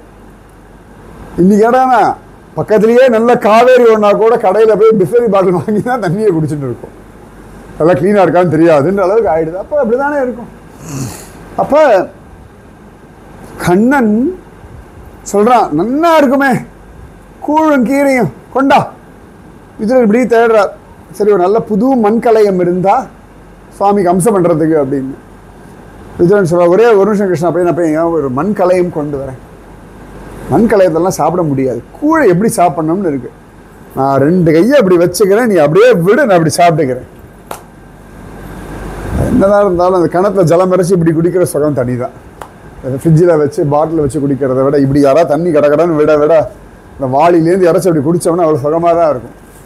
நிஜமாவே சிலதெல்லாம் அதை ரசிக்கணும், அனுபவிக்கணும் இல்லை ஜம்முன்னு. அப்போ கண்ணன் சொல்கிறான் இப்படி வைக்கிறேன் விடு. உடனே விதுரர் அப்படி அழகாக அந்த கூழ் அப்படி விடுறாராம். சுவாமி அப்படியே அழகாக அந்த கூழை குடிக்கிறான். ஆஹா ஆஹா. தொட்டுக்கு அந்த கீரை வேறு. இந்த கீரைக்கு பேர் பத்துவான்னு பேர். இன்னைக்கும் விதிர் குட்டீரில் அந்த கீரை விளையிறது. இன்னைக்கும் அந்த செடிகள் அங்கே இருக்குது. இன்றைக்கி அங்கே போனால் அதை பிரசாதமாக பிரித்து கொடுப்பா. நான் கொண்டு வந்திருக்கேன். அத்தனை ருச்சியாக இருக்கும். பத்துவான்னு அந்த கீரை பேர். முக்கியமாக அங்கே விளையிறது. இப்போ அந்த இடத்துல பெரிய தோட்டமாரெலாம் போட ஆரம்பிச்சிருக்கேன். அந்த பத்துவா கீரை நாட்டில் இருக்க சில இடங்களில் விளையிறது. பர்டிகுலர்லி இந்த கீரை விதுரருடைய அந்த குட்டீரில் இருக்குது. நான் கொண்டு வந்து வீட்டுக்கு நல்லா அப்படியே மையன் வேலை அப்படியே அந்த மாதிரி வெண்ணெய் மாதிரி மசிஞ்சிடும் அந்த கீரை. லீஸாக இலையெல்லாம் பார்த்தோம்னா அந்த கோவை இலை மாதிரி இருக்கும். சின்ன சின்னதாக இருக்கும். நல்ல ஒசரமாக வரும். அது நல்லா குடி குடி குடி குடி இலையா தண்டு கீரை இலை இருக்கும் இல்லையா, அந்த மாதிரி அவ்வளோ பெருசு இருக்காது. இலை சின்னதாக தான் இருக்கும். மணத்தக்காளி இலையை விட சின்ன சிறுசாக இருக்கும். கோவைக்காய் இலை மாதிரி வச்சுக்கோங்களேன், கோவை இலை மாதிரி இருக்கும், அவ்வளோதான். செடி தான் அது. ரொம்ப நல்லா இருக்கும் அந்த கீரையோட ருச்சி. அப்படி பகவான் அந்த கூழை குடிச்சுட்டு அந்த கீரையை எடுத்து அப்படி வாயில் வச்சுட்டு, நமக்கு தான் அவ்வளோ அனுஷ்டானம், அவனுக்குலாம் ஒன்றும் கிடையாது. அழகாக எடுத்து அப்படி சாப்பிட்றானா. அப்பா அப்பா அப்பா கொண்டா இன்னும் கொண்டா. 2வது வாட்டியும் இப்படி கூழை சாப்பிட்றானா. அதுக்குள்ளே விரல் இடுக்கு வழியாக அந்த கூழெல்லாம் அப்படி வழியறதான். அது வீணாக போகிறது மனசு வரல, அது வராது. உடனே கண்ணன் சாதாரணமாக இப்படி நக்குவோம் இல்லையா, ஆனால் விட்டுன்னு இருக்காராம். விடும்பொழுது இங்கே குடிச்சுட்டு இருக்கா, இந்த கேப்பில் வழியறது. மூட நெய் பெய்து முழங்கிய வழிவார்ன்ற மாதிரி இந்த கூழ் இப்படியே சொட்ட ஆரம்பிக்கிறதான். உடனே சுவாமி டக்குன்னு பார்த்தானா இன்னும் 2 கையை எடுத்துட்டானா சத்துர்புஜதாரியாக. எப்பொழுதுமே சங்கச்சக்கர கதாபத்மபாணியாக இருக்கும்பொழுது தான் சத்துர்புஜமாக இருப்பான். இல்லாட்டி த்விபுஜம் தானே, ரங்கநாதன்லாம் த்விபுஜம் தானே. இந்த விதுரனுடைய கூழ் வீணாயிடப்படாதுன்றதுக்காக 2 கையை எடுத்துட்டு இப்படி வச்சுண்டு இந்த கையிலேருந்து வழிகிற கூழை அந்த கையில் பிடிச்சிண்டு இதையும் சாப்பிட்டு அதையும் சாப்பிட்டான். இது ஒரு எக்ஸ்க்ளூசிவ் சதுர்புஜ தரிசனம். இது எல்லாருக்கும் இப்படி கிடைக்காது. சங்கச்சக்கர கதாபத்மபாணியாக பார்த்துருவோம் நம்ம. ஆனால் விதுரை இப்படி பார்க்குறார், கண்களில் கண்ணீர். விதுரை காத்துருக்கார், இந்த கையிலேருந்து வழிகிற கூழ் நம்ம எடுத்து சாப்பிடலான்னு பார்த்தா இவன் அந்த கூழி 2 கையில வாங்கி இவனே சாப்பிட்டுடுறான். தேவர்கள்லாம் பார்க்குறா, என்ன சௌலபியம், இத்தனை எளிமை அவசியமா? ஏதோ கோபால குழந்தைகள், அறிவொன்றும் இல்லாத குழந்தைகள்னு சொல்லி அவளோட உட்காந்துண்டு இடது கையில் தயிர் சாத்தை வச்சுட்டு சாப்பிட்டான்றது நியாயம். இந்த விதுர வீட்டில் எப்படி பண்ணணுமா அப்படின்னா, அந்த விதுரனுடைய பக்தி, பத்திரம் புஷ்பம் பலம் தோயம் யோமே பக்தியா பிரயச்சதி, யோமே பக்தியா பிரயச்சதி. பக்தியில் யார் கொடுக்கிறார்களோ அதை நான் ஏற்றுக்கொள்கிறேன், ஸ்வீகரிக்கிறேன். அழகா ஸ்வீகரிச்சுட்டானா. விதுரருக்கு ஆனந்தம் தாங்களேன்னா ரொம்ப நாளாக நிவேதனம் பண்ணிட்டு சாப்பிடுவோம், அம்சம் பண்ணிட்டு. நீ நேரடியாக அம்சம். அதுதான் நமக்கு தெரிஞ்சபடி பூஜையோ அர்ச்சனையோ நிவேதனமோ பண்ணிகிட்டே இருந்தால் ஒரு நாள் அது பிரத்யக்ஷத்தில் சுவாமி ஸ்வீகரிப்பார். நம்ம லெவலுக்கு எப்படி தெரியுமா? வீட்டு வாசலில் உற்சவ மூர்த்தி வந்து நம்ம கொடுக்குற தேங்காய் பழத்தை வாங்கிப்பார். நம்ம லெவலுக்கு அதுவே ஜாஸ்தி. வீட்டு வாசலுக்கு வந்து நிற்கிறாரோ நம்பெருமாளோ பார்த்த சாரதியோ வீட்டு வாசலில் வந்து வாங்கிக்கிறார் இல்லையா? நம்ம கொடுக்க இந்த ஒரு தேங்காய் பழத்துக்காக சுவாமி இவ்வளோ தூரம் பயணப்படணும்னா என் குழந்தை எனக்காக காத்துருக்கு, நான் போய் வாங்கி கொள்வேன் அப்படின்னு வாங்கிக்கிறாருன்னா பக்தி. அந்த விதுரன் இடத்துல அவ்வளவு பிரீத்தியா இந்த பகவானுக்கு. இது ஒரு வருஷன். இன்னொரு வருஷன் விதுரனுடைய மனைவி. விதுரன் அப்போ எங்கேயோ வெளியில் போயிருந்தார். விதுர பத்னி மட்டும் தனியாக இருந்தாளாம். இருந்த ஒரு வஸ்திரத்தையும் துவச்சு கொடியை உணர்த்திட்டு வஸ்திரம் இல்லாமல் உட்காந்துருக்காள். அந்த ஒரு ஸ்திதியில தான் அவர்கள் வாழ்ந்துட்டு இருந்தார்கள். அதாவது சில பேர்லாம் அந்த தரித்திரத்தை ஒரு தர்மமாக ஏற்றுக்கிறார், சுதாமா போல. நமக்கு தான் பயம். ஆனால் நிறைய பேர் அந்த தரித்திரத்தை ஆசீர்வாதமாக ஏற்றுக்கிறார். நிஜமாக ரொம்ப தைரியம் வேணும், படு பயங்கர தைரியம் வேணும். நிஜமாவே நமக்கெல்லாம் தரித்திரம் தான் பயமுறுத்தி துரத்திகிட்டே இருக்கு. தரித்திரத்தை ஏற்றுக்கொள்ளக்கூடிய பலம். புரந்தரதாசர்லாம் நவகோடி நாயகன்னு பேர். 9 கோடி பணத்தை அப்படியே விட்டுவிட்டு ஒன்றுமே இல்லாமல் பண்டரிபுரம் போனார்னு இருக்கு. சத்தியமாக நம்மளால கற்பனை கூட பண்ணி பார்க்க முடியும். எல்லாம் அப்படியே விட்டு போனவர் தான், திரும்பி வரவே இல்லை ஊருக்கு. மனைவி கூட கேட்கலாம், நாளைக்கு பொண்ணு கல்யாணம், எல்லாம் பாண்டரங்கன் பார்த்துமா விட்டலன் இருக்கான்னு கிளம்பி போகிறான். அதுக்கேற்ற மாதிரி விட்டலன் வந்து அவ பொண்ணோட கல்யாணம் நடத்தி வச்சான்னு காண கிடைக்காது. விதுரர் இல்லை, விதுர பத்னி இருந்தா. பகவான் வந்தான், கதவை தட்டினான். யாருன்னு இவள் கேட்க, நான் கிருஷ்ணன் வந்திருக்கேன்னுட்டானோ கண்ணு. பகவான் சொன்ன ஓடி வந்து கதவை திறக்கிறா. வஸ்திரம் கூட இல்லை. கண்ணனை கையை பிடிச்சி அழைச்சி வந்து உட்கார வைக்கிறா. கண்ணன் கேட்டான், பசிக்கிறது ஏதானும் கூட அப்படின்னு. உடனே விதுர பத்னி பார்த்தாலும் ஓரத்தில் நல்லா பழம் இருந்துதான். எடுத்தாலாம், அழகாக தோலை உரிச்சாலாம். பழத்தை தூக்கி போட்டால் தோலை கொடுத்துட்டான். வாழைப்பழ தோலை சுகமாக கொடுத்தா. இன்றைக்கி அங்கே போனால் விதுர பத்னி கிருஷ்ணனுக்கு வந்து வாழைப்பழ தோல் கொடுக்குற மாதிரி ஒரு மூர்த்திலாம் பண்ணி வச்சுருக்கா அந்த விதுர் குட்டீரில். அப்போ உடனேயே கண்ணனாவது தெரிய வேண்டாமா, என்னடி இது வாழைப்பழ தோலை கொடுக்குறியே, அறிவு இருக்கான்னு கேட்க வேண்டாமா? இல்லவே இல்லையா, கொடுத்துரு, ஃபஸ்ட் கிளாஸாக இருக்குது, இன்னொன்று தான் ரொம்ப பசிக்கிறது. உரிச்சு பழத்தை தூக்கி போட்டு தோலை கொடுத்துரு. நம்மளால் வாழைப்பழ தோலை சாப்பிட்டு கிண்டல் பண்ணுவோம். நிஜமாவே சாப்பிட்ட ஒரு அவதாரம் கிருஷ்ண அவதாரம். நான்லாம் பார்த்துக்க சின்ன வயசு எங்கள் தாத்தாலாம் இந்த மலைப்பழம்லாம் இருந்தால் அதோட தோலில் இருக்க சதப்பத்தை வேறு கடைசி வரைக்கும் உரிச்சு எடுத்து சாப்பிடுவோம். எங்களாம் வேறு சாப்பிட்றோம் நல்லதுரா அப்படின்வான். அப்போல்லாம் புரியல. ஆனால் இப்போ கிருஷ்ண கதை கேட்கும்போது வாஸ்தவம் தான் அப்படின்னு தோன்றுறது. தெரிஞ்சு பண்ணாலும் தெரியாமல் பண்ணாலும். ஆனால் இந்த காலத்து குழந்தைகளுக்கு அதெல்லாம் தெரியாது வச்சுக்கோங்களேன். முக்கியமாக அந்த மலைப்பழத்தை அழகாக அப்படியே உறிஞ்சு வந்துடும். அப்போ விதுரர் வந்துட்டாராம். வந்தாச்சு, அப்படியே பார்க்குறார், கிருஷ்ணா அப்படின்ற. அப்போதான் கிருஷ்ணனுக்கும் விதுர பத்னிக்கும் சுய நினைவு வர்றதான். என்ன பண்ணிட்டு இருக்காய் நீ அப்படின்னா, நான் கிருஷ்ணனுக்கு வாழைப்பழம் கொடுத்தேன், பசிக்கிறதுன்னு சொன்னான், நன்னா கொடுத்தாய், தோபார் பழத்தை எல்லாம் தூக்கி போட்டிருக்காய், தோலை கொடுத்துருக்காய். கிருஷ்ணா அப்படின்னா தோலே நன்னா இருக்கேன்றான இவன். தோலே நன்னா இருக்கேன்னு சாப்பிட்டுட்டு இருக்கான். அப்புறமா விதுரர் சொல்லி கடன் பசிக்கிறேன் சாப்பாடு பண்ணிடின்னு சொல்ல கடன் ஏதோ தயார் பண்ணிட்டாளாம். அதுக்குள்ளே ஒரு தோட்டத்துலேருந்து தலவாழை இலையை பெருசுன்னு வந்து எல்லாம் போட்டு எல்லாம் பரிமாறி பக்கத்தில் உட்காந்து விதுரர் விசிறி எல்லாம் வீசின்னு இருக்க சாப்பிடு கிருஷ்ணா இருக்கு. அதுக்குள்ளே கடன் வஸ்திரத்தெல்லாம் உடுத்திண்டு பகவானுக்கு எல்லாம் அழகாக பரிமாறினா சுவாமி சாப்பிட்றார். அது ஒரு குஷி இருக்கணும்ல, சாப்பிடும் பொழுது அதில் ஒரு சந்தோஷம் இருக்கணும். எவ்வளோ வேணால் டென்ஷன் இருக்கணும், சாப்பிடும்போது டென்ஷன் இருக்கக்கூடாது. At the end of the day நல்லா சாப்பிட்டு நிம்மதியாக இருக்கணும். என்னி கிளம்புறமோ தெரியாது, இருக்கிறதே நல்லா சாப்பிடணும். அன்றைக்கி சாப்பாடு கிடைக்கிறதே பாக்கியம். நம்ம உடம்புக்கு எது நல்லதோ பகவான் கொடுத்துருக்கான், அதை ஆசையோடு ரசித்து சாப்பிடணும். அது நம்ம தர்மம். ஏன்னா அன்னாத் பவந்தி பூதானி, அன்னத்தினால தான் நாம் ஜீவிக்கிறோம். அன்னம் பிரத்யக்ஷ பிரம்மம், உண்ணும் சோறு ஆழ்வாரே சொல்கிறோம். எல்லாமே கிருஷ்ணஸ்வரூபம், அதுவும் பகவானுக்கு அம்சம் பண்ணுறோம். இங்கே சுவாமி சாப்பிட்றான்னா ஒரு பெரிய உற்சாகம், ஒரு குதூகலம் இல்லையா? அந்த குழந்தைகளோடெல்லாம் அழகாக பிருந்தாவன காட்டில் சாப்பிட்ட மாதிரி ஒரு குதூகலம் அவனுக்கு இல்லையா? விதுரர் கேட்டார், என்ன ஆச்சு கிருஷ்ணா, என்ன யோசனை உனக்கு? துரியோதனை பற்றி யோசனையா? அதான் போயிட்டு வந்துட்டு விடு விடு, அவெல்லாம் சொன்னால் கேட்க மாட்டான், நீ டென்ஷன் ஆகாது, நீ கவலைப்படாதே அப்படின்லாம் சொல்கிறான். என்ன ஆச்சுன்னு கேட்குறான் கிருஷ்ணன். அப்போ விதுரர் சொல், நீ ஒழுங்காக சாப்பிட மாட்டேங்கிறியே. இல்லை இல்லை இல்லை இல்லை சாப்பிட்டு தான் இருக்கேன். இல்லை கிருஷ்ணன் நல்லா சாப்பிடலையே நீ அப்படின்ன உடனே ஜோரா ஆச்சரியமாக பகவான் சொன்னானா, இல்லை அவள் தன்னை மறந்து கொடுத்த வாழைப்பழத்தோல்ல இருந்த ருச்சி இந்த சாப்பாட்டில் குறைவாக இருக்குன்னுட்டான். இதுவும் அவள் தான் பண்ணியிருக்கா, ஸ்ரத்தையோடு தான் பண்ணியிருக்கா. ஆனாலும் தன்னை மறந்து கொடுத்தா இல்லையா, எனக்காக ஆசையாக கொடுத்தா இல்லையா, அது அசாத்தியமானது அப்படின்னா. விதுரருக்கும் விதுர பத்னிக்கும் கண்களில் கண்ணீர். இந்த கிருப்பை தாங்காதுரா கிருஷ்ணா, இவ்வளவு கிருப்பை பண்ணுறியடாப்பா அப்படின்னு சொல்லி மேனி சிலிர்த்தாள். அப்போ எவ்வளோ பெரியவர்னு பார்த்துக்கோங்க விதுரர். பகவான் சொல்கிறான், விதுரர் சொல்கிறார், கிருஷ்ணா நீ எதுக்கு இது தூதெல்லாம் நீ வந்தாய்? அவன்லாம் சொன்னால் கேட்க மாட்டான், நீ எதுக்கு எனர்ஜி டைம் எல்லாம் வேஸ்ட் பண்ணுறாய் அப்படின்னா.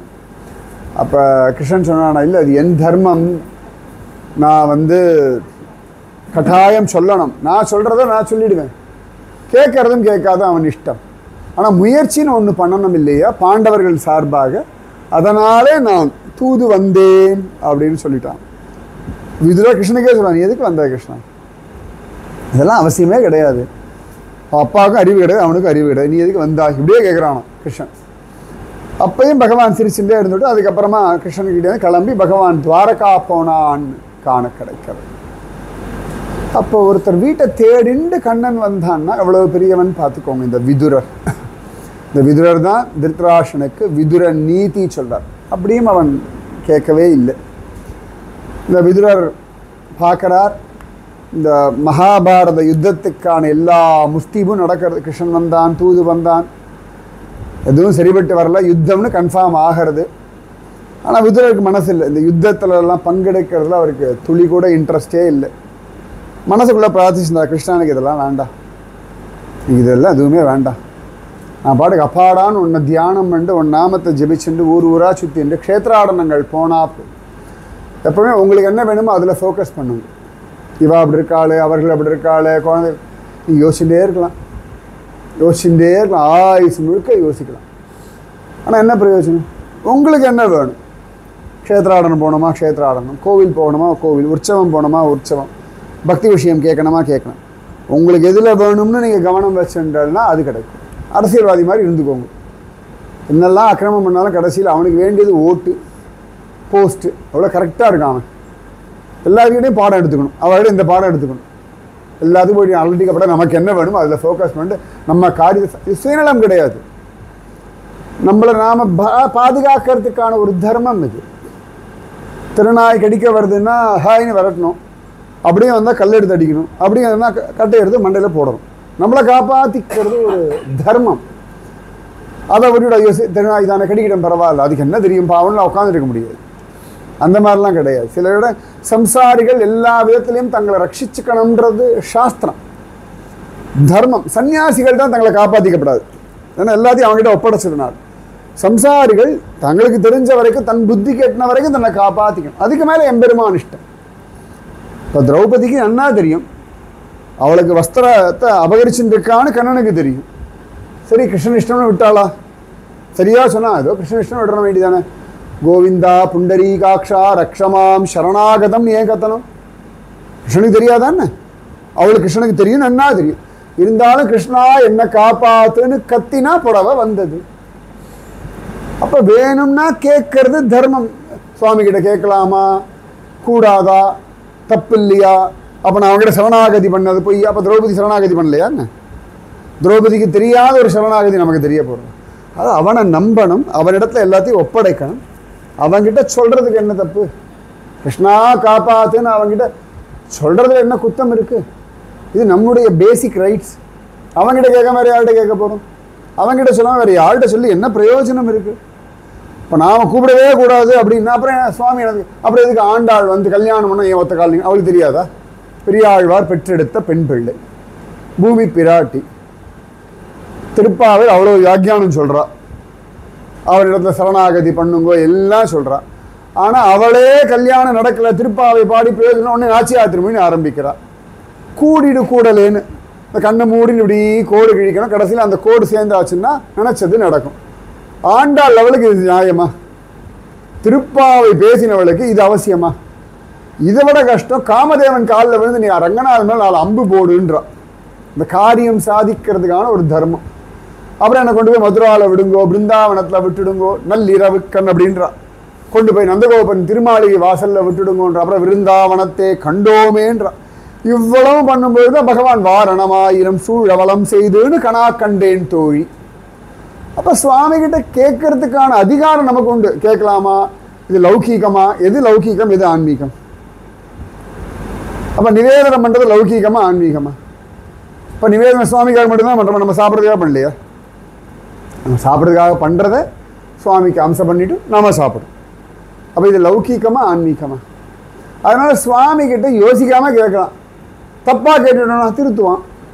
ஆண்டாளே சொல்றா, யாம் வந்த காரியம் ஆராய்ந்து அருள். நாங்கள் தப்பாக கேட்போம், அச்சு பிச்சுன்னு வளருவோம். நியாயமாக இருந்தால் கொடு. சில பிரார்த்தனைகள் கேட்டோம், கிடைக்கல. சரி நியாயம் இல்லை, கண்ணன் வேண்டாம்னு வச்சு விட்டான்.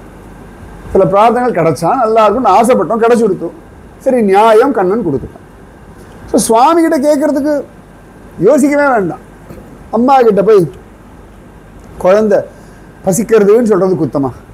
கொலை குத்தமான்னு அம்மாவுக்கு தெரியாதா? சமைச்சு வச்சிருக்கேன் எனக்கு தெரியாதா? உன்னை எத்தனை வருஷமாக நான் பார்த்துருக்கேன் எனக்கு தெரியாதா? ஆனால் பிறந்த உடனேயே பகவான் வெளில வந்து அம்மாவோட தொப்புள் கொடியை கட் பண்ண உடனே தோவாரு, இனிமேல் அம்மாவாக பார்த்துலாம் கொடுக்க மாட்டா, பசிக்கிறதா அழு. ஃபஸ்ட்டு ட்ரைனிங்கே இதான், வேணுமா கேளு, வாயுள்ள பிள்ளை பிழைக்கும். அங்கேருந்து ட்ரைனிங் தான். பசிக்கிறதா கேளு, உடம்பு முடியலையா அழு, தூக்கம் வரலையா அழு, உனக்கு வேண்டியதை நீ தான் கேட்டுக்கணும். அது சாமியாக இருந்தாலும் சரி, ஆசாமியாக இருந்தாலும் சரி. டோன்ட் எக்ஸ்பெக்ட் இவா பண்ணணும், இவா புரிஞ்சுக்கணும், இவா உங்களுக்கு வேணுமா நீங்கள் தான் கேட்கணும். ஆப்ஷனே கிடையாது உங்களுக்கு. கேட்கலாமா கூடாதா, கேட்கலாமா யோசிச்சுட்டே இருந்தால் ஆயுசு போயிடும். அப்பயே கேட்டுருக்கலாம். கேட்டு கிடைக்கலன்ற வேற விஷயம். கேட்கறது ஒரு சந்தோஷம், நான் கேட்டேன்ப்பா அப்படின்ற ஒரு சந்தோஷம் தானே. தைரியமா விதுரர் கேட்டார், கிருஷ்ணா எனக்கு இந்த யுத்தம் வேண்டாம், நான் இதை பங்கெடுத்துக்க விரும்பலை, அவ்வளோதானே, எனக்கு இதுலேருந்து மீட்டு கொடுத்துரு அப்படின்னு விட்டார். கரெக்டாக துரியோதன அட்டகாசம் எல்லாம் பண்ண, துரியோதன எதிர்க்கியே விதுரன் சொல்ல, பாண்டவர்கள் நல்லவர்கள்னு சொல்ல, துரியோதனன் வாயில் வந்தபடி எல்லாம் பேசி, வேலைக்காரி பிள்ளை அப்படி தான் இருப்பான், சொந்த சித்தப்பா தான், இவன் இப்படி தான் இருப்பான், இங்கே சாப்பிடுவான், உண்டை வீட்டுக்கு ரெண்டகம் பண்ணுவான், அவளுக்கு போய் வாலாட்டின்னு இருப்பான்னுட்டான். அவ்வளோ அசிங்கமான வார்த்தைகள். ஒரு பெரிய சபையில் அகீர்த்திகி மரணாத் அதிரிச்சியத்தை, அகீர்த்தின்றது மரணத்தை காட்டிலும் கொடுமையானதுன்றான். வயசில் பெரியவர் விதுரர் பார்த்தார், ஒரு நிமிஷம் ரொம்ப வருத்தப்பட்டார். இனிமேல் எதுக்கு இங்கே இருக்கணும், இருந்தால் தானே இவன் பேச்சு கேட்கணும். அழகாக வில்லையும் அம்பையும் ஓரத்தில் வச்சார், இதையே சாக்கா வச்சு கிளம்பிட்டார். சில சமயம் தெய்வம் இப்படிலாம் அனுகிரகம் பண்ணும். இது தெய்வ அனுகிரகம். சில அவமானங்கள் தெய்வ அனுகிரகம். நமக்கும் அவளுக்கு ஒரு பந்தம் இருக்குது பாருங்க, அதை கட் பண்ணுறதுக்கு சில சமயங்களில் சில அவமானங்கள், சில நஷ்டங்கள். சில பேர் நம்பிக்கை துரோகம் பண்ணுவான் நமக்கு. நம்ம எல்லாரும் நம்பிக்கை துரோகம் பார்த்துருக்கோம். அவளோட நமக்கு ஒரு ஒட்டுதல் இருக்குது பாருங்க, கர்மா. இந்த நம்பிக்கை துரோகத்தில் அவளோட அந்த கர்மா அருந்து போயிடும். இனி உன் முகத்தில் முழிக்க மாட்டேன், உன் சங்கார்த்தமே வேண்டான்றோம் பாருங்க. அதோட ஜென்ம ஜென்மாந்திரத்துக்கு இவாளுக்கு நமக்குமான கர்மா கட்டாயிடுச்சு. இது தெய்வ அனுகிரகம். நம்ம என்ன பண்ணுறோம், அவள் அப்படி ஏமாத்திட்டா சுவாமி, ஏன் தான் அப்படி பண்ணா, அவள் அப்படி பண்ணுவான் நான் எதிர்பார்க்கலை, நீ கவனிக்கலை, நீ அதை பற்றி யோசிக்கவே இல்லை, அதனால தான் உனக்கு புரிய வச்சேன்னு சுவாமி நம்ம மரமண்டல உரைக்கிற மாதிரி அவளுடைய தோலை உண்மையான ஸ்வரூபத்தை புரிய வைக்கிறார். எல்லாம் அனுகிரகம். அந்த அவமானம் பார்த்தா கிருஷ்ணா, ஓ இப்போ மகாபாரத யுத்தத்தில் என்னை யாரும் கம்பல் பண்ண முடியாது, அதுக்கு இந்த அவமானம் ரைட், சர்வம் கிருஷ்ணார்ப்பணமஸ்து. இதுதான் விதுரரோட. என்ன வர்றதோ ஏற்றுக்கோங்க. அவமானமாக இது கிருஷ்ண கிருப்பை, வியாதியா கிருஷ்ண கிருப்பை, ஆக்சிடென்ட்டாக கிருஷ்ண கிருப்பை, வாட் எவர் இட் மேபி.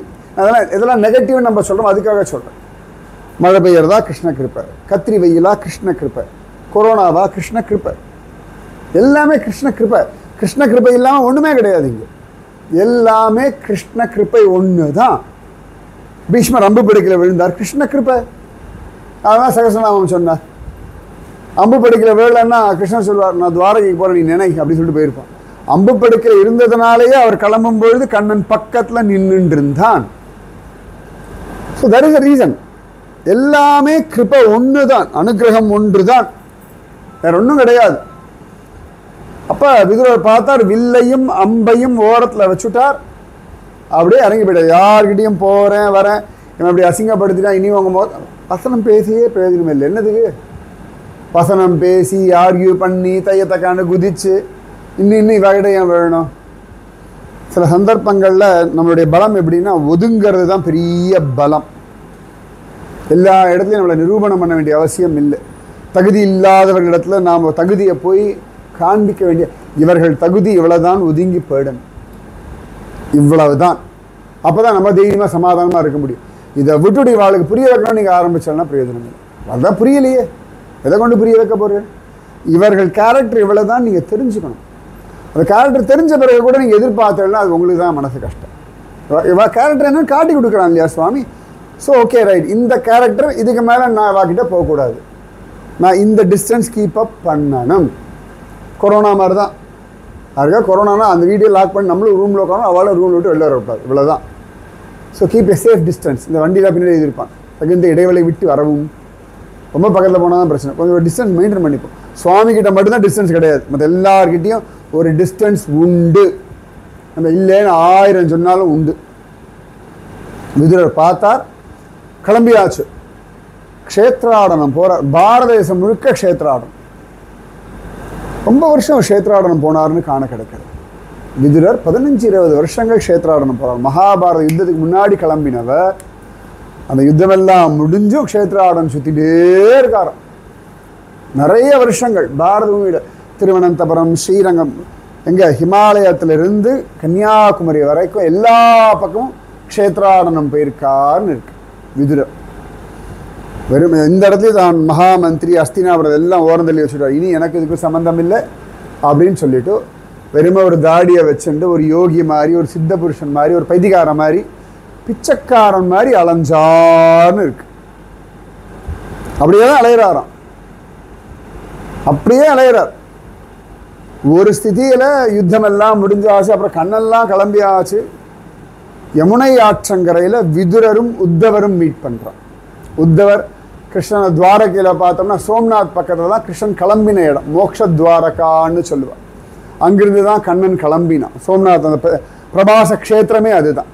அங்கிருந்து தான் பகவான் கண்ணன் கிளம்புறான், அங்கிருந்து தான் பலராமர் கிளம்புறார், எல்லாமே இருக்கு. அங்கிருந்து உத்தவர் கிருஷ்ணன்கிட்ட பேசிட்டு உத்தவ கீதை கேட்டுட்டு வர்றார். அவர் பத்ரிகாசிரமம் போறார். இன்னைக்கும் பத்ரிநாதனுடைய உற்சவ மூர்த்தி பேர் உத்தவர். பத்ரிநாத உற்சவராக இருக்கிறது கிருஷ்ணனுடைய ஃப்ரெண்டு உத்தவர் தான் இருக்கார். அந்த உத்தவர் சரி ஆந்தவே துவாரகையிலேருந்து இப்படி தான் கிராஸ் பண்ணி போகணும். துவாரகையிலேருந்து இப்படியே வந்து யமுனை கரைக்கு வந்துட்டு பிருந்தாவனத்தை பார்த்துட்டு பத்ரிகாசிரமம் போகலான்னு வர. அப்போ யமுனை ஆற்றங்கள் தான் விதுரர் உத்தவர் மீட் பண்ணுறார். அப்போ தான் விதுரர் கேட்குறார், உத்தவர் எல்லாம் சௌக்கியமா என்னெல்லாம் கேட்குறார். விதுரர் அவ்வளோ பெரிய ஞானி, அவருக்கு தெரியாமல் கிருஷ்ணன் போகவே முடியாது. ஆனாலும் ஒன்றும் தெரியாத மாதிரி கேட்குறாரு. ஏன்னு கேட்டால் இந்த உத்தவனுக்கு ஏதோ ரகசியம் தெரியும். இந்த உத்தவன் கிருஷ்ணப்பிரியன் அப்படின்னு சொல்லிட்டு உத்தவனிடத்தில் கேட்குறார். அப்படி கேட்கும் பொழுது தான் உத்தவன் சொல்கிறார், கண்ணன் கிளம்பியாச்சு. என்ன சொன்னான்லாம் கேட்குறார். உத்தவன் சொல்கிறான், எனக்கு கீதையெல்லாம் சொன்னான் கண்ணன். அப்படியா?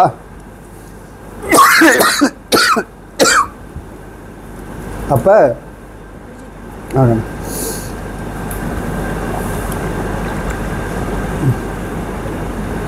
அப்போ உத்தவன் கிட்ட விதுரர் சொல்கிறார், எனக்கும் சொல்லேன் அப்படின்னும் பொழுது உத்தவர் சொல்கிறார், இல்லைப்பா உனக்கு சொல்கிறதுக்கு பகவான் ஏற்கனவே மைத்ரேயரை ரெடி பண்ணியிருக்கான், நீ மைத்ரேயரை மீட் பண்ணு, அவர் உனக்கு எல்லாம் சொல்லுவார்னு சொல்லிட்டு உத்தவர் சொன்னோடனே விதுரர் சொல்கிறார், நீ பாக்யவான், கண்ணன் கிளம்பும் பொழுது கூட இருந்தியே. இப்போ உத்தவர் சிரிக்கிறார், விதுரனை பார்த்து கை கூப்புறார், நீ தான் பாக்யவான். விதுரன் சொல்கிறார், நான் என்னப்பா பாக்யவான்? உத்தவன் சொன்னான், உலகத்தில் எல்லாரும் கிளம்பும் பொழுது அவனை நினைப்பா, ஆனால் அவன் கிளம்பும் பொழுது ஒன்றை தான் நினச்சான். கிருஷ்ணன் கிளம்பும் பொழுது விதுரனை பார்க்கணும்னு நினச்சான், பார்க்க முடியலேன்னு அவன் வசுதேவர், தேவகி, யசோதா, நந்தகோபர் ஒருத்தரை பற்றியும் பேசலை. ருக்மிணி, சத்யபாமா, ராதாராணியை பற்றி பேசலை, கோபர்களை பற்றி பேசலை, எதிர்க்க இருக்க என்னை பற்றியும் பேசலை, துவாரகையை பற்றி பேசலை. விதுரனை தான் மீட் பண்ண முடியலை அப்படின்னு சொல்லிட்டு கிளம்பினா, கிளம்பும்பொழுது அவன் ஒன்றை நினைக்கிறான்னா நீ எவ்வளோ பெரியவன் அழகார் விதுரர். இந்த காருண்யமா கண்ணனுக்கு நம்மெல்லாம் சொல்லுவோம் அந்திம காலத்தில் அவன் ஸ்மிருதி வேணும்னு. ஆனால் வரதன் சொன்ன அந்திம கால ஸ்மிருதி வேண்டாம். ராமானுஜர்கிட்ட சொல்கிறார், திருக்கட்சி நம்பிக்கை வழியாக அந்திம கால ஸ்மிருதி வேண்டவே வேண்டாம், நான் உன்னை நினைக்கிறேன், என்னுடைய மேலான கதிக்கு அழைத்து செல்கிறேன் வராகமூர்த்தியார் சுவாமி உத்தரவாதம் கொடுத்துருக்கார். அந்த சுவாமி அவன் கிளம்பும் பொழுது விதுரனை நினச்சார்னா, இப்போ விதுரன் ஹிருதயத்தில் எவ்வளோ தூரம் கிருஷ்ணன் இருந்திருப்பான், கிருஷ்ணனுடைய ஹிருதயத்தில் விதுரன் எப்படி இருந்திருப்பார்? சுவாமியோடைய நினப்பில் ஸ்மரணையில் அவர் இருந்துட்டார். இந்த 12 வருஷம் கழிச்சு ராமானுஜர் ஸ்ரீரங்கம் வரார். வந்த உடனே ரங்கராஜன் பார்த்து, போகிற மெலிந்தீரோ, ரொம்ப இழைச்சா போல இருக்கீரே, என்ன பிரிஞ்ச ஏக்கமோ அப்படின்றாராம். ராமானுஜர், நீர் தான் இழைச்சி போயிட்டார். 2 பேர் பகவானும் பக்தனும் பேசிக்கிறான். அவன் இழைச்சுட்டாரு ரங்கன் சொல்ல, ரங்கா நீ தான் போகிற மெலிந்தீரோ. அவனு ரங்கன் சொன்னான், இனி மெலிஞ்சு ஒன்று குண்டாடு, என் ராமானுஜன் வந்தாச்சே அப்படின்னா. இந்த மாதிரி விதுரனுடைய ஹிருதயத்தில் கண்ணன், கண்ணனுடைய ஹிருதயத்தில் விதுரன். அதுக்கப்புறம் புத்தவர் கிளம்பி போயிடுறார். விதுரர் மைத்ரேயரை மீட் பண்ணுறார். பாகவத்தில் இது எல்லாமே இருக்குது. இந்த விதுரருக்கு தான் மைத்ரேயர் ஜெகத் சிருஷ்டிலேருந்து ஆரம்பித்து 3ஆவது ஸ்கந்தம் ஃபுல்லாக எல்லாம் சொல்லி ரொம்ப அழகாக இருக்குது. அதெல்லாம் பாகவதம் முழுக்க மைத்ரேயர் விதுரருக்கு சொல்கிறார். அதையெல்லாம் கேட்டுட்டு விதுரர் பார்க்குறார், இந்த திருதராஷ்டிர இன்னும் உருப்படலையா, எல்லாம் ஆயாச்சு, பசங்கள்லாம் போயாச்சு, இன்னும் வெக்கமில்லாமல் என்னது இது, இந்த பீமன் போடுற சாப்பாடை சாப்பிட்டுன்ட்டு வராராம் விதுரர். ஃபஸ்ட்டு யாருக்கும் அடையாளமே தெரியல. அஸ்தினாபுரத்தில் அவர் உள்ளே வரும்பொழுது வாசலில் கூட யாரும் அவர் உள்ளே விடமாட்டேங்கிறார். அதுக்கப்புறம் அந்த குரல், அந்த ரூபத்தெல்லாம் பார்த்து யுதிஷ்டரே கண்டுபிடிச்சி அழிச்சுட்டு போய்ட்டார் உள்ளே. என்னை இப்படி விட்டுட்டு போயிட்டாள் என்னெல்லாம் விதுரர் ஒன்றும் பதில் சொல்ல. அப்போ கூட யுதிஷ்டர் கேட்குறார், கண்ணனை பார்த்தேளான்னு. இவருக்கு எல்லாம் தெரியும், ஆனால் கிருஷ்ணன் கிளம்பின விஷயத்த சொல்லவே இல்லை. இல்லை எனக்கு திருதராஷ்டிரனையும் காந்தாரியும் பார்க்கணும்னு தோணித்து வந்தேன்ற வந்தாச்சு. திருதராஷ்டிரன் ரொம்ப சந்தோஷம், அவன் கூட எல்லோரும் போயாச்சு, அவன் மட்டும்தான் இருக்கான். விதுரன் வந்தார், சாப்பிட்டா, சாதாரணமாக எல்லாம் பேசிகிட்டு இருந்தார். ராத்திரி ஆயாச்சு. விதுரன் அவ்வளவு கடுமையாக பேசுறது அந்த இடத்துல மட்டும்தான் பாகவத்தில். இன்னும் என்ன வெக்கமில்லாமல் இங்கே உட்காந்துன்னு இருக்காய், எந்த பீமனை கொல்லணும்னு உன் பிள்ளை அவ்வளவு பிரயத்தனப்பட்டானோ இன்றைக்கி அந்த பீமன் போடுற சாப்பாட்டை சாப்பிட்டுன்னு இருக்கிய நாய் மாதிரின்ற. அப்படி என்ன உனக்கு சரீர ஆசை, அப்படி என்ன ஜீவிச்சுன்னு என்ன பண்ண போகிறாய், சத்கதி அடைய வேண்டாமா, என்னெல்லாம் எவ்வளவு அனுபவம் உனக்கு கிடச்சிருக்கு.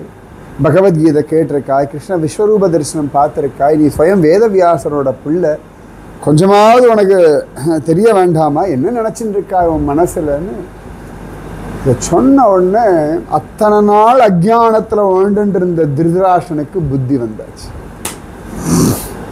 அப்போ விதுரன் சொல்ற, வா கிளம்பலாம் அப்படின்ன உடனே திருதராஷ்டிரன் யுதிஷ்டர் நன்னா பார்த்துக்கிறான், காத்தால ஒரு வார்த்தையை சொல்லிட்டு கிளம்பிடுவோம் அப்படின்னா. விதுரன் சிரிச்சான், இன்னும் தெரிந்தல நீ, நாளைக்கு நீ சொல்லுவாய் உடனே யுதிஷ்டன் என்ன தப்பு பண்ணாலும் மன்னிச்சுங்கோன்னு, அவர் 5 நாள் இருந்துட்டு போங்கன்னு சொல்லுவோம். அப்படியே 5 நாள் 50 நாள் ஆகும், 50 500 நாள் ஆகும். யார்கிட்டையும் ஒன்றும் சொல்ல வேண்டாம். நீ உலகத்துக்கு வரும்போது யார்கிட்டையும் சொல்லிட்டு வரல, இப்போ போகும்போது யாருக்கும் சொல்ல வேண்டாம், கிளம்புன்னு சொல்லிட்டு அந்த கூடன் அழிச்சுண்டு கூட காந்தாரி குந்தியையும் அழைச்சிண்டு விதுரன் அஸ்தினாபுரத்திலிருந்து கிளம்பினார். அழைச்சிண்டு இவா 3 பேர் அழைச்சிண்டு பத்ரிகாசிரமம் போனார்னு இருக்கு. அங்கே போய் திருதராஷ் போகிற வழியெல்லாம் திருதராஷனோட பேசிகிட்டே விஷயங்களை சொல்லிட்டு அவனுக்கு அவ்வளோ வைராக்கியத்தை கொடுக்குறார். அங்கே போய் திருதராஷன் இவ்வளவு நாள் பண்ண எல்லா பைத்தியகாரத்தையும் தூக்கி போட்டுட்டு கிருஷ்ணனுடைய விஸ்வரூப தரிசனம், பகவத்கீதா வாக்கியங்கள், விதுரன் சொன்ன விஷயங்கள் அப்படியே நினச்சி 5 நாளில் யோகாக்னி வந்துருக்கான் உடம்புல. திருதராஷன் உடம்புல இருந்து அந்த யோகத்தில் ஒரு அக்னி வரும், தானாக அப்படி உடம்பே பஸ்பமாகும். இந்த கபால மோட்சம் சொல்லும்போது இங்கே புழக்கும். அந்த மாதிரி அவன் சரீரமே அந்த யோகத்தில் உள்ளுக்குள்ளேருந்து ஒரு அக்னி, அந்த அக்னியில் அவன் சரீரம் எரியறதான். என்னதான் இருந்தாலும் வேதவியாசருடைய பிள்ளை இல்லையா, அந்த அக்னியில் தான் காந்தாரியும் போய் உசிரை விட்டு விட்றான். உதிரன் இத்தனையும் பார்த்துட்டு சரி வந்த காரியம் முடிஞ்சாச்சுன்னு சொல்லிட்டு அதன் பிறகு விதுரன் பகவத் தியானம் பண்ணிண்டு சத்கதி அடைஞ்சா திரும்பியும் யமதர்மராஜன்ற போஸ்ட்டுக்கு போனார்னு அவரோட சரித்திரத்தில் காண கிடைக்கிறது. இந்த திருதராஷ்டிரனை திருத்துறதுக்கு பகவான் திரும்பி விதுரனை தான் கூப்பிட்டான், நீ போ, அவனை மேலே கலப்புற வழியை பார் அப்படின்னார். அத்தனை சிரேஷ்டம் இந்த விதுரர். கண்ணனுக்கு அவ்வளவு பிடிக்கும். இந்த விதுரன் கண்ணனை நினைக்காத நிமிஷங்கள் கிடையாது. கண்ணன் அவர் வீட்டில் சாப்பிட்ருக்கான். விதுரன் நீதி அவ்வளோ வசதி. ஆனாலும் துளி கூட அகம்பாவம் இல்லாத ஒருத்தர் விதுரர். அகமுழித்து விட்டேனோ விதுரரை போலே, திருக்கோளூர் பெண் பிள்ளை பெரிய வாக்கியமாக இதை பேசுகிறான். அத்தனை வசத்தி இந்த விதுரன். அந்த விதுரன் மாதிரி ஒரு கிருஷ்ண பக்தி வரணும். அதாவது எதுலேயும் பட்டுக்காமல் நம்ம கர்மாவை பண்ணிட்டு கிருஷ்ணஸ்மரணம் பண்ணிட்டு கிருஷ்ணனுக்கு பிடிச்ச மாதிரி. இதனுடைய ஹோல் லைஃப் என்னடான்னு கேட்டால் கிருஷ்ணனுக்கு பிடிச்ச மாதிரி உன்னிஷ்டம் என்னிஷ்டம் அவன் இட்ட வழக்காகன்னு வைஷ்ணவ சம்பிரதாய ஒரு வார்த்தை சொல்லுவான். அவனுக்கு பிடிச்ச மாதிரி அவ்வளோதான். அந்த மாதிரி வாழ்ந்த ஒருத்தர் விதுரர். மான அவமானங்கள், சுகதுக்கங்கள், லாப நஷ்டங்கள் எல்லாம் அவர் வாழ்க்கையில் இருந்தது. ஆனால் இது எல்லாத்த விட கிருஷ்ணனை பெருசாக வச்சுட்டு இருந்தான். அவர் வாழ்க்கையில் ஒன்றும் அவமானம், எவ்வளோ பெரிய அவமானம். பெரிய சபையில் திருதராஷ்டிரன் துரியோதனெலாம் அசிங்கப்படுத்துகிறார் அவர். திருதராஷ்டிரன் சில சந்தர்ப்பத்தில் சொல்கிறான், நீ எப்பயுமே ஒரு பக்கமாக தான் இருக்கா விதுரா, என் பிள்ளைகளை சப்போர்ட் பண்ணுறது இல்லைன்னே சொல்கிறான். அப்போ கூட அவர் பாடு கிருஷ்ண பக்தி பண்ணார். உலகம் நிறைய நடக்கும், பட் இதை விட பகவான் பெரியவன், கிருஷ்ண பக்தி பெருசு, அவன் நாமம் பெருசு. அதை புரிஞ்சுட்டோம்னா போதும். ஸோ விதுரர் மாதிரி ஒரு மனசு, ஒரு பக்குவம், ஒரு பக்தி, ஒரு நாமஜபம், இவ்வளோதான் கிருஷ்ணனுக்கு இது வேணும். கிருஷ்ணன் எதிர்பார்க்குறது இவ்வளோதான். நான் எங்கே வச்சிருக்கேனோ, எந்த வாழ்க்கையை வாழ்வு எனக்காக வாழ்ந்தது, அந்த வாழ்க்கையில் என் நாமத்தை ஜபி, அந்த வாழ்க்கையில் என்னை நினச்சி கொண்டு இரு, இவ்வளோதான். ஸோ பக்தினா எல்லாத்தையும் விட்டுட்டு எங்கேயோ தனியாக போகணும்லாம் அவசியம்லாம் கிடையாது. மைண்டு பகவான்கிட்ட இருந்தால் போதும். அனன்யா சிந்தயந்தோ மாம் ஏஜனா பரியுபாசத்தை தேஷாம் நித்யாபியுக்தானாம் யோகக்ஷேமம் வஹாமி அகம், நான் பார்த்துக்கிறேன்றான். ஸோ அவனை நினச்சிப்போம், கண்ணனை நினைப்போம், அவ்வளோதானே. அதுக்கு மேலே வேறு ஒரு யோசனையுமே வேண்டாம். நீங்கள் பகவத் கிருப்பை இந்த வைகாசி மாதத்தில் விதுரரை பற்றி கொஞ்சம் விஸ்தாரமாக கேட்குற ஒரு பாக்கியம் நமக்கு கிடச்சது. அது நிறைய இடங்களில் சொல்லணும்னு நினைப்பேன். ஆனால் அந்த யமதர்மராஜாலாம் ஆரம்பிக்கும்போது எல்லோரும் பயந்துருவா. இது என்னடா அது ஆற்றுல கூப்பிட்டு சத்சங்கம் சொல்ல சொன்னால் யமதர்மராஜாவை ஆரம்பிக்கிறாரு. ஆனால் எனக்கு இந்த இடத்துல தைரியம், ஏன்னா கிருஷ்ண பக்தர்களால பயப்பட மாட்டேன்னு என்ன தெரியும். அதனால தைரியமாகவே யமதர்மராஜாவோடு ஆரம்பித்து விதுர விஷயம் சொன்னேன். அப்படின்னா ரொம்ப பெரியவர் விதுரர். அத்தனை ஒரு தர்மம், நியாயம், நீதி எல்லாம் அவர்கிட்ட இருக்குது. அந்த பக்தி நமக்கு சித்திக்கணும். அந்த பக்தி, அந்த நாமஜபம், இதுதான் நமக்கு பிரார்த்தனை. பகவான் நமக்கு அதை அனுகிரகம் பண்ணிட்டு. ராதே கிருஷ்ண राधे कृष्णा कृष्णा राधे राधे कृष्णा कृष्णा राधे राधे कृष्णा कृष्णा राधे राधे कृष्णा कृष्णा राधे। जय भोलो सद्गुरुनाथ भगवान की जय। जय भोलो समस्त भागवदल को जय। जय भोलो श्री कृष्ण कन्हैया लाल की जय। जय भोलो राधा रानी की जय। जय भोलो वृंदावन धाम की जय। जय भोलो यमुना मैया की जय। जय भोलो महात्मा विदुर की जय। राधे कृष्ण राधे कृष्ण। நான் அப்படியே ஸ்டாப் பண்ணிடுங்க. ஸ்டாப் இருந்தா